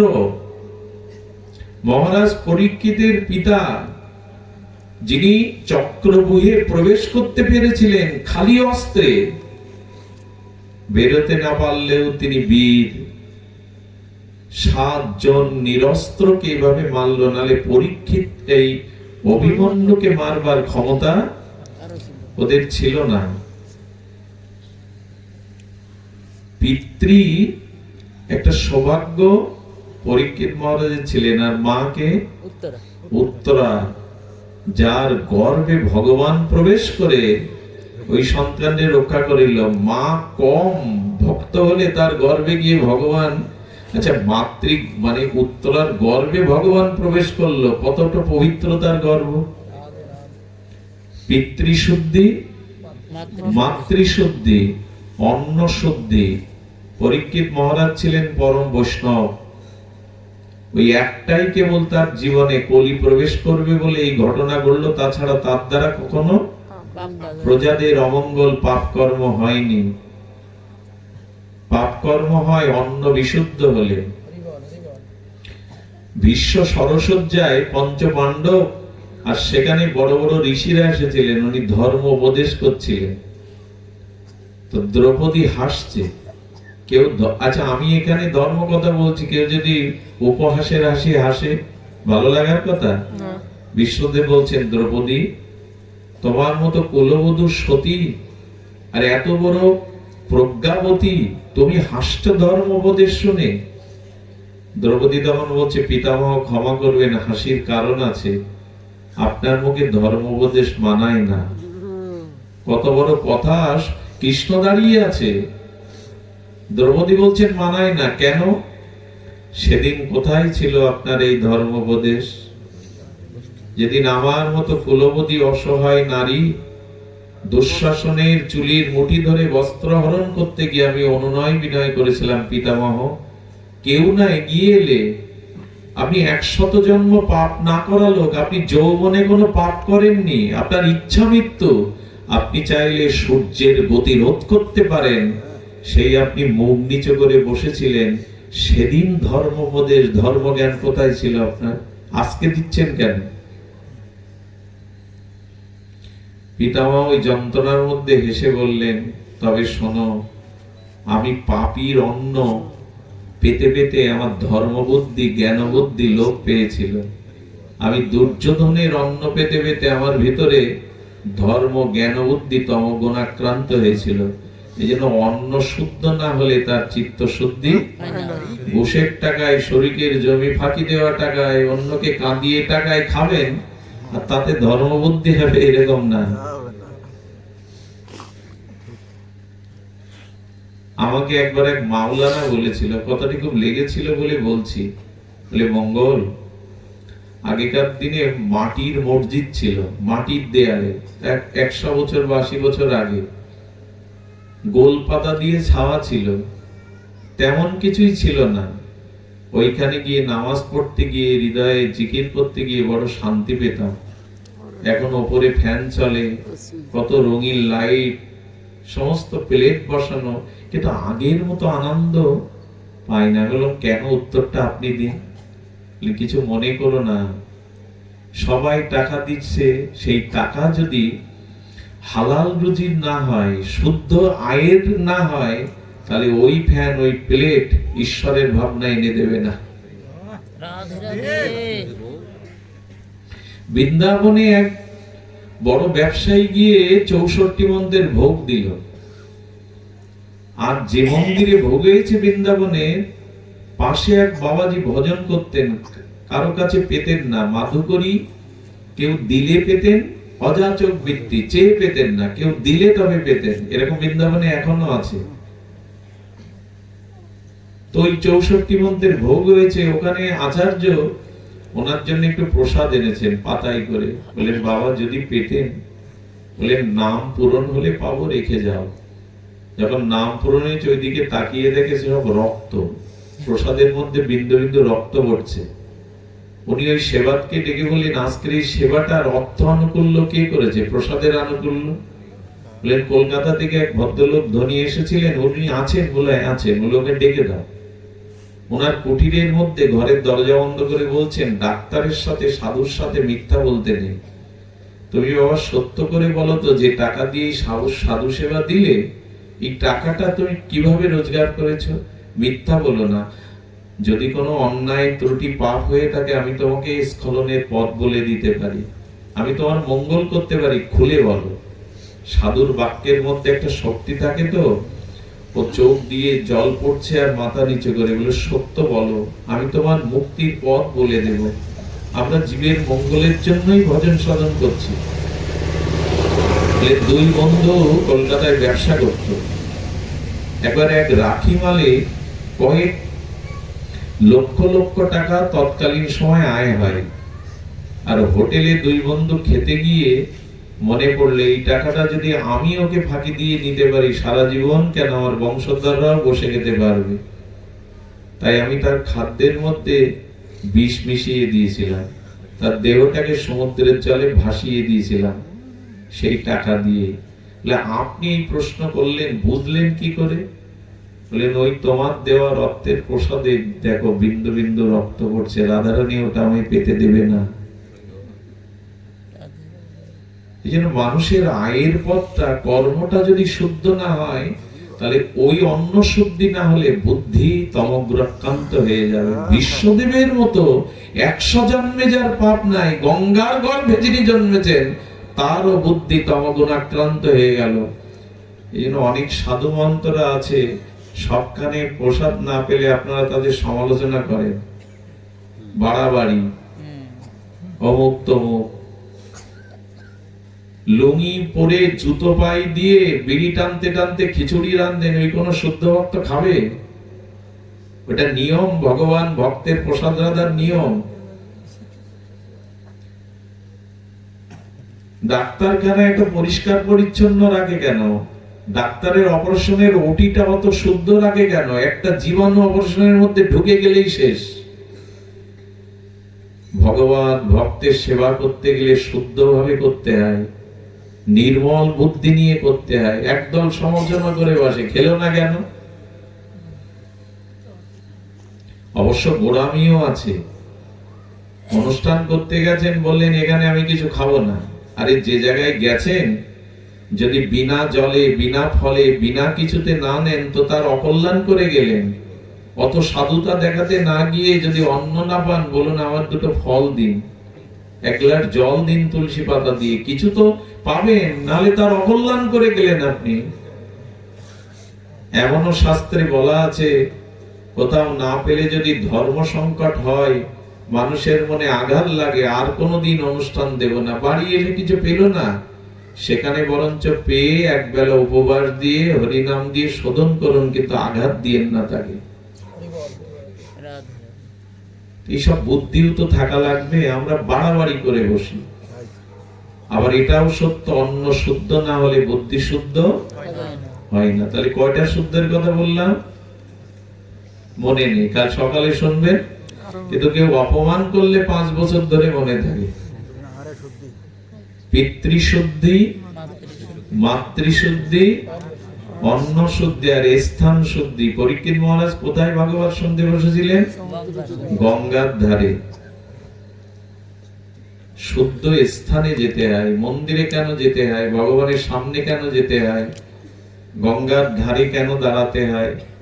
কিছু কিছু স্থান আছে সেখানে গেলে মনটা, যেমন সাধু সঙ্গে গেলে, এখানে কেউ অসৎ চিন্তা করতে আসেনি, নারী পুরুষ একই সাথে আছে, কারোর মধ্যে কোনো বিকার দুর্ভাবনা জাগেনি।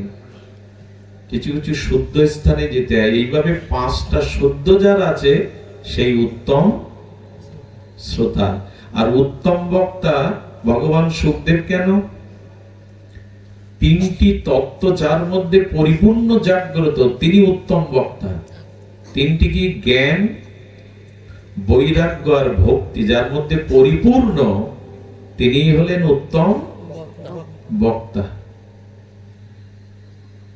আচ্ছা, ব্যাসদেব ভাগবত রচনা করলেন, তাই না? ব্যাসদেব উত্তম বক্তা না মধ্যম বক্তা? ব্যাসদেব যদি উত্তম বক্তা হতো, নিজের ছেলের পাঠ শোনার জন্য নিচে বসতো না। উনি পাঠ করতে পারতেন না, ওখানে উনিও ছিলেন।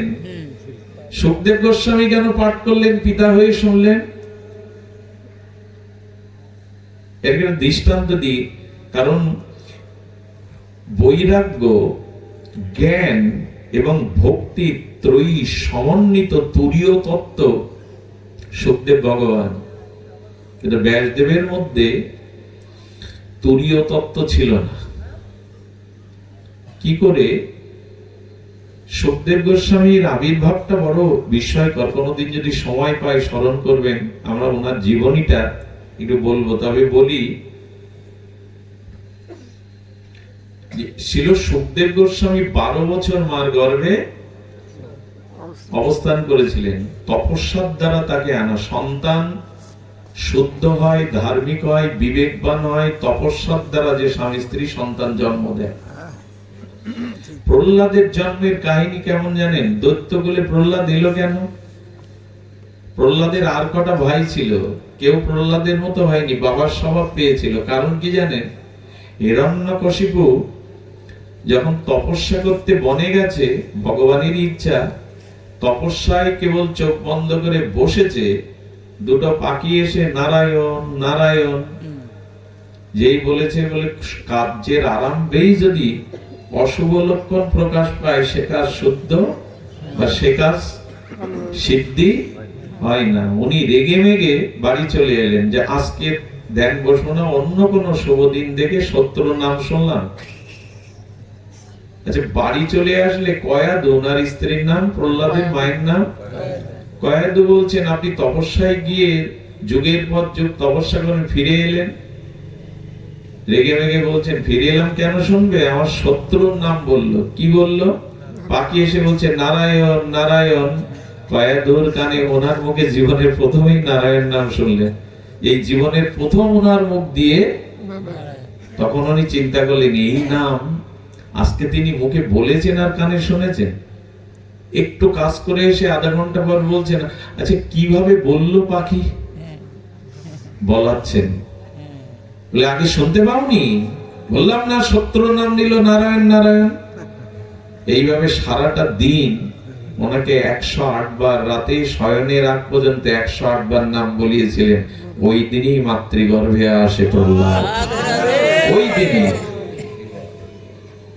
এই জন্য সন্তান জন্মদানের সময় কাল তিথি যদি শুভ হয়, আরাধনাময় হয়, আচ্ছা একই পিতার ওর আসে, একই মার গর্ভে সন্তান দুষ্ট শিষ্ট সাধু অসাধু হয় কেন? জন্মক্ষণের পিতামাতার যেরূপ সাধনা মনোভাব বৃত্তি সন্তানে সেই রূপ ছাপ পড়ে।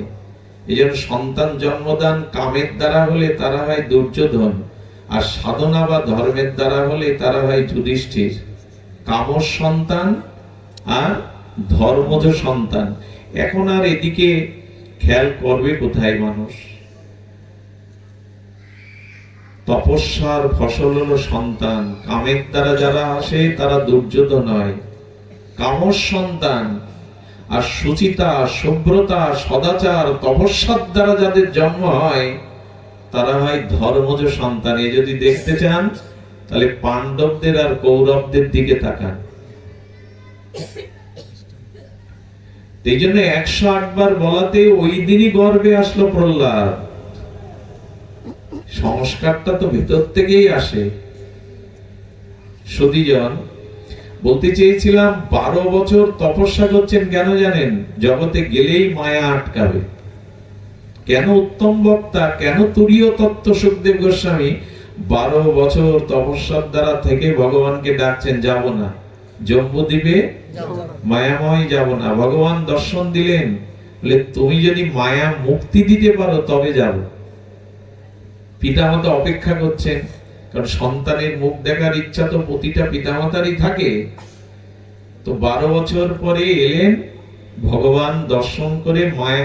এই জন্য তুরীয় তত্ত্ব গর্ভে থেকে মায়া মুক্তি একমাত্র সুখদেবী দৃষ্টান্ত।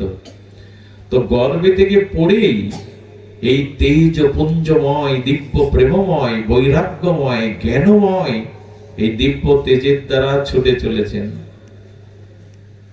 আচ্ছা, পুত্রের মুখ দেখা পিতামাতার স্বাদ থাকে না? একে বলে পুত্র মুখ মহোৎসব। যেদিন প্রথম পিতামাতা সন্তানের মুখ দেখে প্রথম, এটা তাদের কাছে জীবনের শ্রেষ্ঠ আনন্দ, শ্রেষ্ঠ উৎসব। তো পুত্র ছুটে চলেছেন, ব্যাসদেব বলছেন পুত্র রে বলে। কতটা মায়ামুক্ত, একবারও ফিরে তাকালেন না।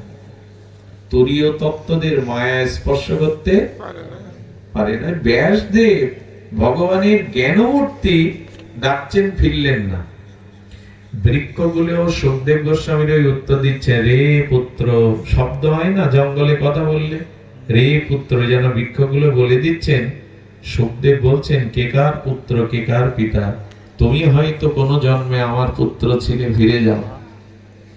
হঠাৎ একটা দৃশ্য দেখলেন, দেবঙ্গনা অশ্বরীরা, অশ্বরারা দেবঙ্গনাগণ স্নান করছিলেন বিবস্ত্র হয়ে। তখনকার দিনে জঙ্গলের মধ্যে ওরা স্নান করছে। সুখদেব 12 বছরের যুবক কিশোর, বিবস্ত্র, অঙ্গে কোনো বস্ত্র নাই। আর বৃদ্ধ ভগবান ব্যাস, গায়ে মুখের ভর্তি দাড়ি, মুখে চুল, অঙ্গে বস্ত্র। দেখলেন এই দেবঙ্গনাগণ বিবস্ত্র হলেও তার পুত্রকে দেখে তাদের লজ্জা করলো না, অথচ বৃদ্ধ ব্যাসদেবকে দেখে তাড়াতাড়ি কাপড় ঢেকে নিয়ে লজ্জা নিবারণ করলো। ব্যাসদেব অবাক হয়ে বলছেন, বাহ, 12 বছরের বিবস্ত্র যুবককে দেখে ওরা লজ্জা পেল না, আমার মতো বৃদ্ধ ব্যাসদেবকে দেখে ওরা বস্ত্র টেনে নিয়ে লজ্জা পেল।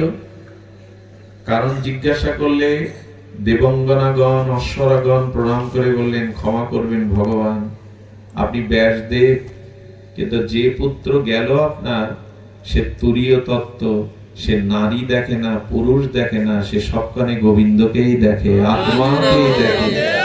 এই জন্য ওকে দেখে আমাদের কোনো লজ্জা, কিন্তু আপনার নারী পুরুষ ভেদ আছে। তাহলে ভাগবত কে বলবে? উত্তম বক্তা কে হবে? সুখদেবী হবেন, যার মধ্যে জ্ঞান। এই জন্য সকলের মুখে হরিকথাতে মানুষের ভক্তি হয় না, চেতনা হয় না। যার মধ্যে জ্ঞান, বৈরাগ্য, ভক্তি এই ত্রয়ী পরিপূর্ণ, সেই বক্তা সেই ত্যাগ বৈরাগ্য ভক্তির পরিপূর্ণর মুখে 7 দিন না 7 সেকেন্ড হরিকথা শুনলে সে গোবিন্দ চরণ পেয়ে যাবে। এই জন্য শাস্ত্রে বলছে, যারা নিজে আচরণ করে, যারা শুদ্ধ ভগবত ভজন করেন, তাদের মুখে সাধু মুখে হরিকথা, এক কথায় সাধু মুখে মুখস্থ করে বিভিন্ন শ্লোক, বিভিন্ন তত্ত্ব জেনে 3-4 ঘন্টা মানুষকে আবিষ্ট করে বসে থাকা, এটা পাণ্ডিত্য, এটা ভক্তি না। শব্দের দ্বারা 2-3 ঘন্টা পাণ্ডিত্যের দ্বারা মানুষ বসিয়ে রাখতে পারেন, ভালো ভালো কথা বলে পাণ্ডিত্য অর্জন করতে পারেন, ভালো বক্তার উপাধি খেতাব পেতে পারেন, কিন্তু প্রেম ভক্তি জাগাতে গেলে তাকে হতে হবে জ্ঞান, বৈরাগ্য, ভক্তি তার মধ্যে থাকতে হবে। যার যতটা কম সে তত উত্তম, মধ্যম, কনিষ্ঠ। সুখদেব গোস্বামীর কথা যখন এলো, একটু ওনার কথা বলি, পাঠ বিশ্রাম রাখি। সুধীজন, সুখদেব গোস্বামী চললেন, চলে কোথায় গেলেন? জঙ্গলে গেলেন। কারণ ব্রহ্ম তো উনি, সাক্ষাৎ ব্রহ্মস্বরূপ। জঙ্গলে বসে আপন মনে ভগবানের ধ্যানে মগ্ন। কিন্তু ব্যাসদেব এমন পুত্রের মুখ দেখবে না, তাকে হয়। তখন ওনার এক শিষ্যকে বললেন, ওকে আকর্ষণ করার একটা মন্ত্র আছে, যাও তো। ব্যাসদেব তার শিষ্যকে বললেন, এই মন্ত্রটা একটু দূরে দাঁড়িয়ে জোরে জোরে উচ্চারণ করবে। সুখদেব গোস্বামীকে নিজের কাছে আনার, দেখুন, মানুষকে ভগবানের কাছে আনার সব থেকে বড় আকর্ষণ হলো এই ভগবত কথা, হরি কথা, শ্রী ভগবানের নাম রূপ লীলা কথা। সেই শ্লোকটা ছিল, বরহা পিড়াং নরবপু কর্ণায় কর্ণিকারাং অর্থাৎ বরহা পিড়াং। ভগবানের নাম রূপ অসমদ্য মাধুর্যের এই শ্লোক। বরহা পিড়াং মানে গোবিন্দের মস্তকে, মুকুটে দেখবেন ময়ূর পিচ্ছ আছে। আচ্ছা, এটা ময়ূরের পাখ না? আচ্ছা, এটা কোন ময়ূরের পাখ না? ময়ূর তো অসংখ্য। কোন ময়ূরের পাখ না ধারণ করেছেন? কেন ধারণ করলেন? ধৈর্য আছে কি শোনার? আমি একটু বেশি সময় নিচ্ছি, কারণ গতকাল রাতে ওদের বললাম, যদি পারো আজকে কুমিল্লায় একটা পাঠ ছিল, যে কোনো কারণে, অসুস্থতার কারণে না যাওয়াতে ওরা একদিনেই যে এই কথাতে এমনি হরিবাসর করবে, এটা আমার কাছে খুব অবাক লেগেছে। খুব আন্তরিকতা না থাকলে কাল রাতে বলা আর আজকে অনুষ্ঠান একটা প্রস্তুতি থাকে, তো এই জন্য লোভ হচ্ছে, বিবেকও বলছে, এই জন্য একটু সময় নিয়ে সামান্য আস্বাদন, সময়টা একটু নেওয়ার কারণেই ওদের এই ব্যাকুলতা, একদিনেই এই প্রস্তুতি। তো সুখদেব গোস্বামী কে এই শ্লোকটি কেন আকর্ষণ করে ব্যাসের কাছে আনলেন, টেনে আনলেন? যে পিতার মুখ দেখেনি, সে কাছে এলো ব্যাসদেবের, যেন আকর্ষণে আনলেন, চম্বুকে। কোন ময়ূর জানেন? গোবিন্দ একদিন মুরলী বাজাচ্ছিলেন, আর মুরলীধারী শ্রী গোবিন্দের মুরলীর ধ্বনি তা কেমন জানেন? বাঁশি বাজলে মেঘগুলো থেমে দাঁড়িয়ে যেত, যমুনার জল উল্টো দিকে যেত। এদিকে তাকান, যমুনার জল কোন দিকে যেত? বাঁশি বাজলে স্রোতের বিপরীতে জল আসতো। গাভীগুলি, যে বাছুরগুলো মায়ের দুধ পান করছিল বাটে, ওই বংশীর ধ্বনি কর্ণে যাওয়ার সাথে সাথে দুধ আর ভেতরে ওরা গিলতে পারেনি, ঠোঁট দিয়ে বাইরে পড়ে গেল। যে গাভীগুলো তৃণ খাচ্ছিল, ওই ঘাসটা গালে আটকে গেল, আর চিবানো হলো না। আকাশ মার্গে যে দেবঙ্গনাগণ যাচ্ছিল, পার্বতী, এরা যাচ্ছিল, এদের বসন আলুথালু হয়ে গেল। এরা ওদের প্রিয় পতির কোলে মোচ্ছায় ঢলে গেল বংশীর ধ্বনিতে। আর ব্রজবাসীদের মায়েদের কি হলো জানেন? রান্নার কড়াইতে জল না দিয়ে জ্বলন্ত কাঠেই জল দিয়ে দিছে। কেউ পরমান্নে লবণ দিয়ে দিয়েছে, কেউ দুগ্ধ দহন করতে করতে পাত্রে না দিয়ে কৃষ্ণ মনে করে উল্টো দিকে দুধ দহন করতে শুরু করেছে। এক বাঁশিতে এই মহিমা। গন্ধর্বলোকের সঙ্গীত থেমে গেছে, স্বর্গের দেবতারা স্তম্ভিত হয়ে পুষ্পবৃষ্টি করছে, ব্রহ্মালোকের ব্রহ্মা স্তম্ভিত হয়ে গেছে। এলো এভাবে বর্ণনা যেভাবে করেছেন গুরু মহারাজ, এক বংশীধ্বনির মহিমা। তো সেই বংশীধ্বনি যখন করছেন, তখন একটা ময়ূর এসে গোবিন্দের সামনে আনন্দে নৃত্য করছে। এখন ময়ূরটার নৃত্য দেখে, কারণ বাঁশির রাগ আছে, আমাদের রাগ রাগিনী আছে জানেন, এই রাগ রাগিনী যদি সময় উপযোগী করে কেউ এই রাগ প্রকাশ করতে পারে, পাহাড় গলে যায়। সকলের মন উচাটো নাই, যদি সময় উচিত রাগ কেউ বাঁশিতে আলাপ করতে পারে। তো উনি এমন একটা রাগে বংশীধ্বনি করেছেন, ময়ূর নৃত্য করছে। সেই ময়ূরের নৃত্যে আর বংশীতে অপূর্ব শ্রীধাম মধুময় আনন্দ ঘন কাননে, মধুময় বৃন্দাবনে ময়ূরের নৃত্যে আর গোবিন্দের মুরলীতে এক মূর্ছনা সৃষ্টি করেছে। সেই ময়ূরটা যখন বংশীধ্বনি করেছে, করতে করতে গোবিন্দ বাঁশি বাজায়, ময়ূরের সৌন্দর্য এগিয়ে যাচ্ছে, ময়ূর তত দৌড়ে অন্যদিকে যাচ্ছে, গোবিন্দও ছুটছেন। এই ছুটতে ছুটতে ময়ূর এক জায়গায় গিয়ে থেমে গেলেন, একজনের চরণের কাছে গিয়ে। আর রাধারানী জল নিয়ে যমুনা থেকে আসছিলেন। এই প্রথম দেখা গোবিন্দের সাথে ঠাকুরানীর, এই প্রথম মিলন। প্রথম মিলন মানে তো একই সত্তা, ব্রজলীলাতে এই প্রথম মিলন। রাধারানীর চরণের কাছে বেগম বেলে ময়ূরটা থেমে গেছে। এখন রাধারানীর চরণের সৌন্দর্যে, গোবিন্দের মুরলীর ধ্বনিতে, মধুময় বৃন্দাবনে ময়ূরের পেখম দেখে গোবিন্দ তখন এত আনন্দিত হয়েছে, ও তবে এই ময়ূর রাধারানীর ময়ূর। রাধারানীর সহচরী রূপে থাকতেন, রাধারানীর কাছেই থাকতেন। তাতে গোবিন্দের আরো আনন্দ, আরো আনন্দ। রাধারানী কি করেছেন, রাধারানী দেখছেন বাঁশির সুরে রাধারানীও চোখ বন্ধ করে মোহিত হয়ে গেছেন। চোখ যখন খুলেছেন, রাধারানী বলছেন, যার বংশীর ধ্বনির এত আকর্ষণ, সেই বংশী আলা তার থেকে আকর্ষণীয়। যেই গোবিন্দের শ্যামল বরণ দেখেছেন সচ্চিদানন্দ, রাধারানী প্রেমে আবেশ এসে গেছে। আর গোবিন্দ ময়ূর ছেড়ে দেখছেন, ময়ূরী যার, যার ময়ূরী সে জানি বিশ্ব মোহিনী, ভুবন মোহিনী, গোবিন্দ মোহিনী রাধা। যেই রাধারানী গোবিন্দকে দেখলেন, ঘোড়ার উপরে ঘোড়া ছিল, সেই ঘোড়া পড়ে গিয়ে রাধারানীর অঙ্গ ভিজে গেল। যেই অঙ্গ ভিজে গেছে, সঙ্গে সঙ্গে গোবিন্দ আর সেই রাধারানীর অপরূপ সৌন্দর্য দেখে তার বংশী অদরেই থেমে গেছে, বন্ধ হয়ে গেছে। রাধারানী একটু লজ্জা পেয়ে অনুরাগে দৌড় দিয়েছেন। ময়ূরটা রাধারানীর পেছনে চলে গেল, কিন্তু পাখাটা ফেলে গেল, একটা পাখা। গোবিন্দ গিয়ে বুকে জড়িয়ে নিলেন। আজ তুমি রাধারানীর সাথেই আমার দেখা করিয়ে দিলে, প্রেমময়ীর সাথে, ভবময়ীর সাথে।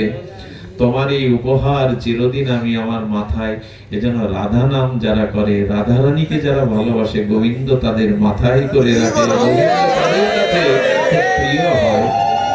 এজন্য রাধা নামে, রাধা মহিমায় গোবিন্দের এত আবেশ। ওই ময়ূর পাখাটা হলো রাধারানীর ময়ূরেরই চিরদিন মাথায় বারাহা পিড়াং।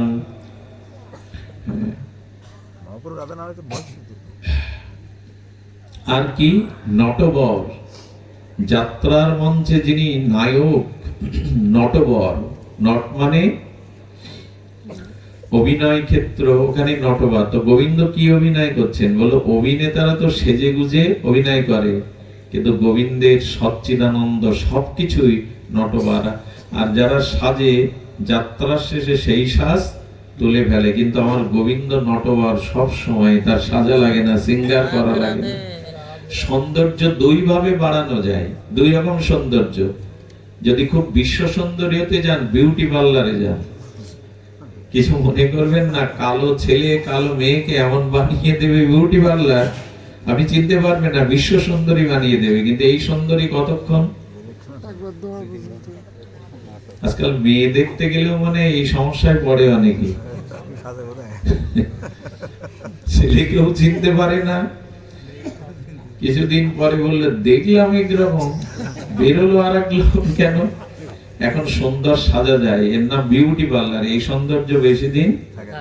আর একটা জিনিস বলি, বাইরের সৌন্দর্য আপনাকে আকর্ষণ করবে না বেশি দিন, যন্ত্রণা দেবে যদি ভেতরের গুণের সৌন্দর্য না থাকে। গুণটাই সুন্দর। বাইরের সৌন্দর্য কিছুক্ষণের আবেশ আসতে পারে, কিছু দিনে। গুণটাই সুন্দর। গুণ না হলে রূপ দিয়ে সবকিছু হয় না। সেটা অন্য প্রসঙ্গ।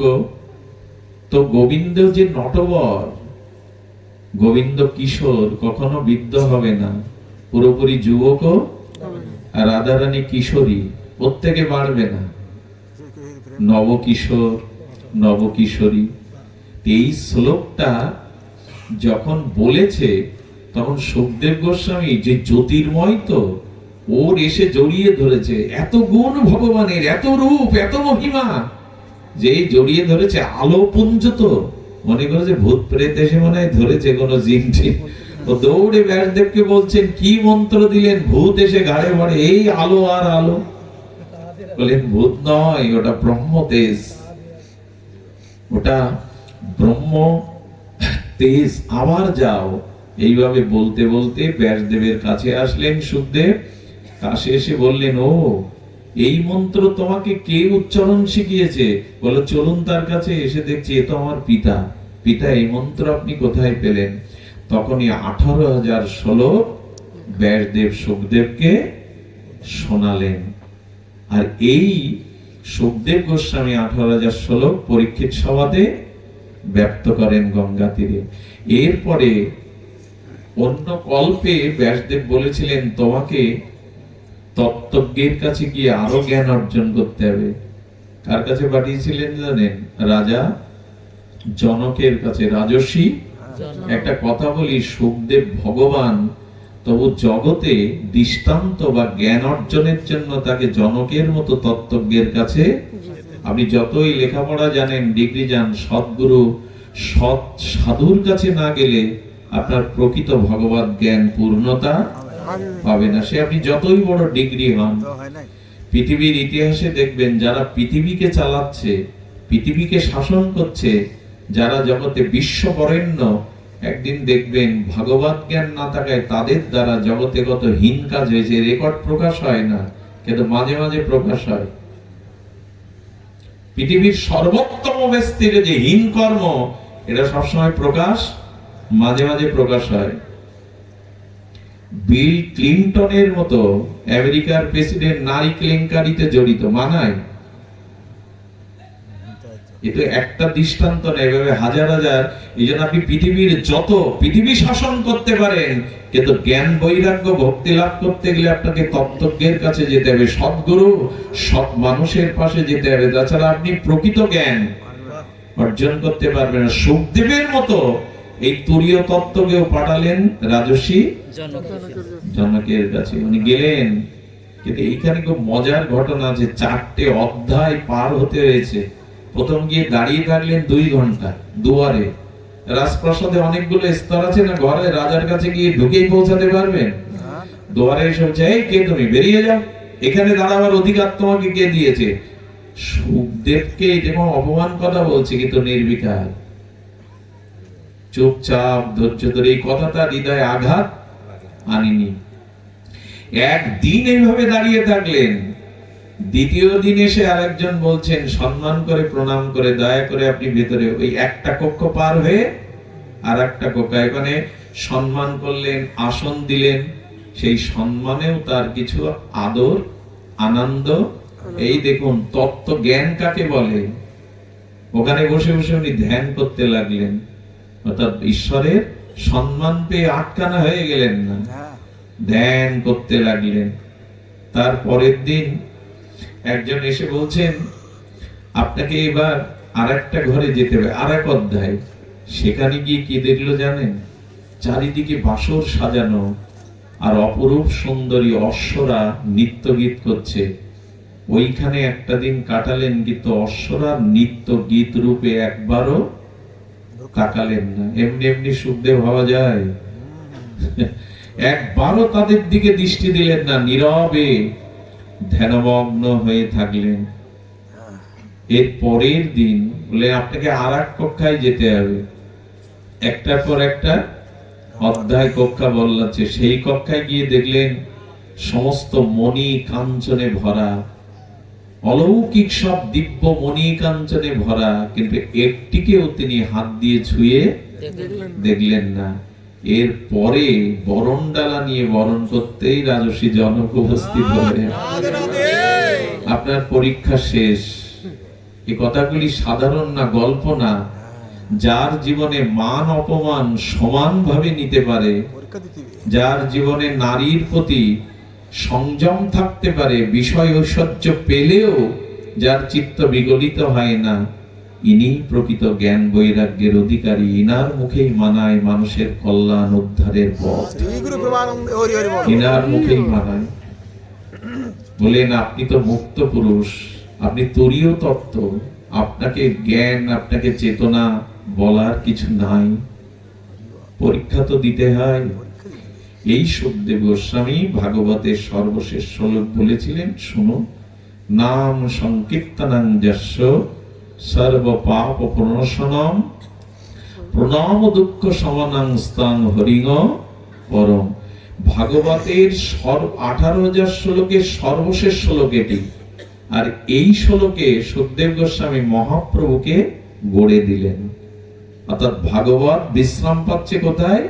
শ্রীমান মহাপ্রভু। নাম সংকীর্তন কে বিলালো? ব্রজ গোলকের প্রেমধন হরিনাম সংকীর্তন কে আনলো? নাম সংকীর্তনং যস্য সর্ব পাপ বিনাশনাম। সুখদেব গোস্বামী বললেন ভাগবতের অন্তিম শ্লোক হলো ভগবানের নাম আর ভগবানের নাম রূপ লীলা কথা শ্রবণ কীর্তন করো, শ্রবণ এবং কীর্তন করো। আর এটি মহাপ্রভু আমাদের নিতাই চাঁদ আমাদের দিতে এসেছিলেন। এই নাম সংকীর্তন সমস্ত পাপকে বিনাশ করবে। আর প্রণম দুঃখ সমন, হরিনাম নিতে নিতে পাপ বিনাশ হওয়ার পরে তখনই এই চিত্ত প্রকৃষ্ট রূপে ভগবানের চরণে আত্মসমর্পণ করবে। এবং এই নামের মহিমা, আচ্ছা জগতের যা কিছু, আচ্ছা পৃথিবীতে বস্তু ছাড়া কোনো নাম হয় কি? পৃথিবীতে এমন কোন বস্তু আছে যার নাম নেই? কথা বলুন, হয় কি? তেমনি ভগবানকেও প্রকাশ করতে গেলে কি দরকার? নাম। নাম ছাড়া ভগবানকে প্রকাশ করা যাবে না। বস্তু নাম ছাড়া বস্তুর প্রকাশ হয় না। আর এই জন্য ভগবানের নামই হলো এই যুগে, ভগবানের কথা হলো এই যুগের একমাত্র ভাগবতের সার নির্দেশ এবং তত্ত্ব, যেটা শ্রীমান মহাপ্রভু আনলেন। দেখুন আমি শুরু করেছিলাম জগতের বস্তুতে সুখ। আচ্ছা জগতে মাঝে মাঝে মেঘে হাতির মতো দেখায়, ভগবান শিবের মতো দেখায়, দেখায় না? মেঘগুলো পাহাড়ের মতো দেখায়, ফুলের বাগানের মতো দেখায়, আবার সঙ্গে সঙ্গে বাতাস এসে মেঘটা, তখন কি আর ওগুলো দেখায়? হাতি দেখায়, বাগান দেখায়। তেমনি জগতের সুখটাও ওই আকাশে কাননের মতো, আকাশে হাতির মতো, আকাশে ফুলের বাগানের মতো, অথচ ওখানে নেই, সঙ্গে সঙ্গে সরে যায়। কিন্তু ভগবান আর তার নাম সত্য এবং সুন্দর, এটি নিতে থাকুন। আপনাদের মঙ্গল হোক, আপনাদের কল্যাণ হোক। আমি এই দাদাকে কি বলে ধন্যবাদ দেব? দাদা কি যেন পঞ্চানন দাদা 10 দিন আমার কাছে গেছেন, দিন না থাকায় দিতে পারিনি। কালকেই শুনে তারা যে আয়োজন করেছেন তাদের চরণে প্রণাম রাখা উচিত। ওদের আশীর্বাদ করবেন, ওদের যেন মঙ্গল হয়, কল্যাণ হয়। জয় শ্রী গুরু প্রেমানন্দ।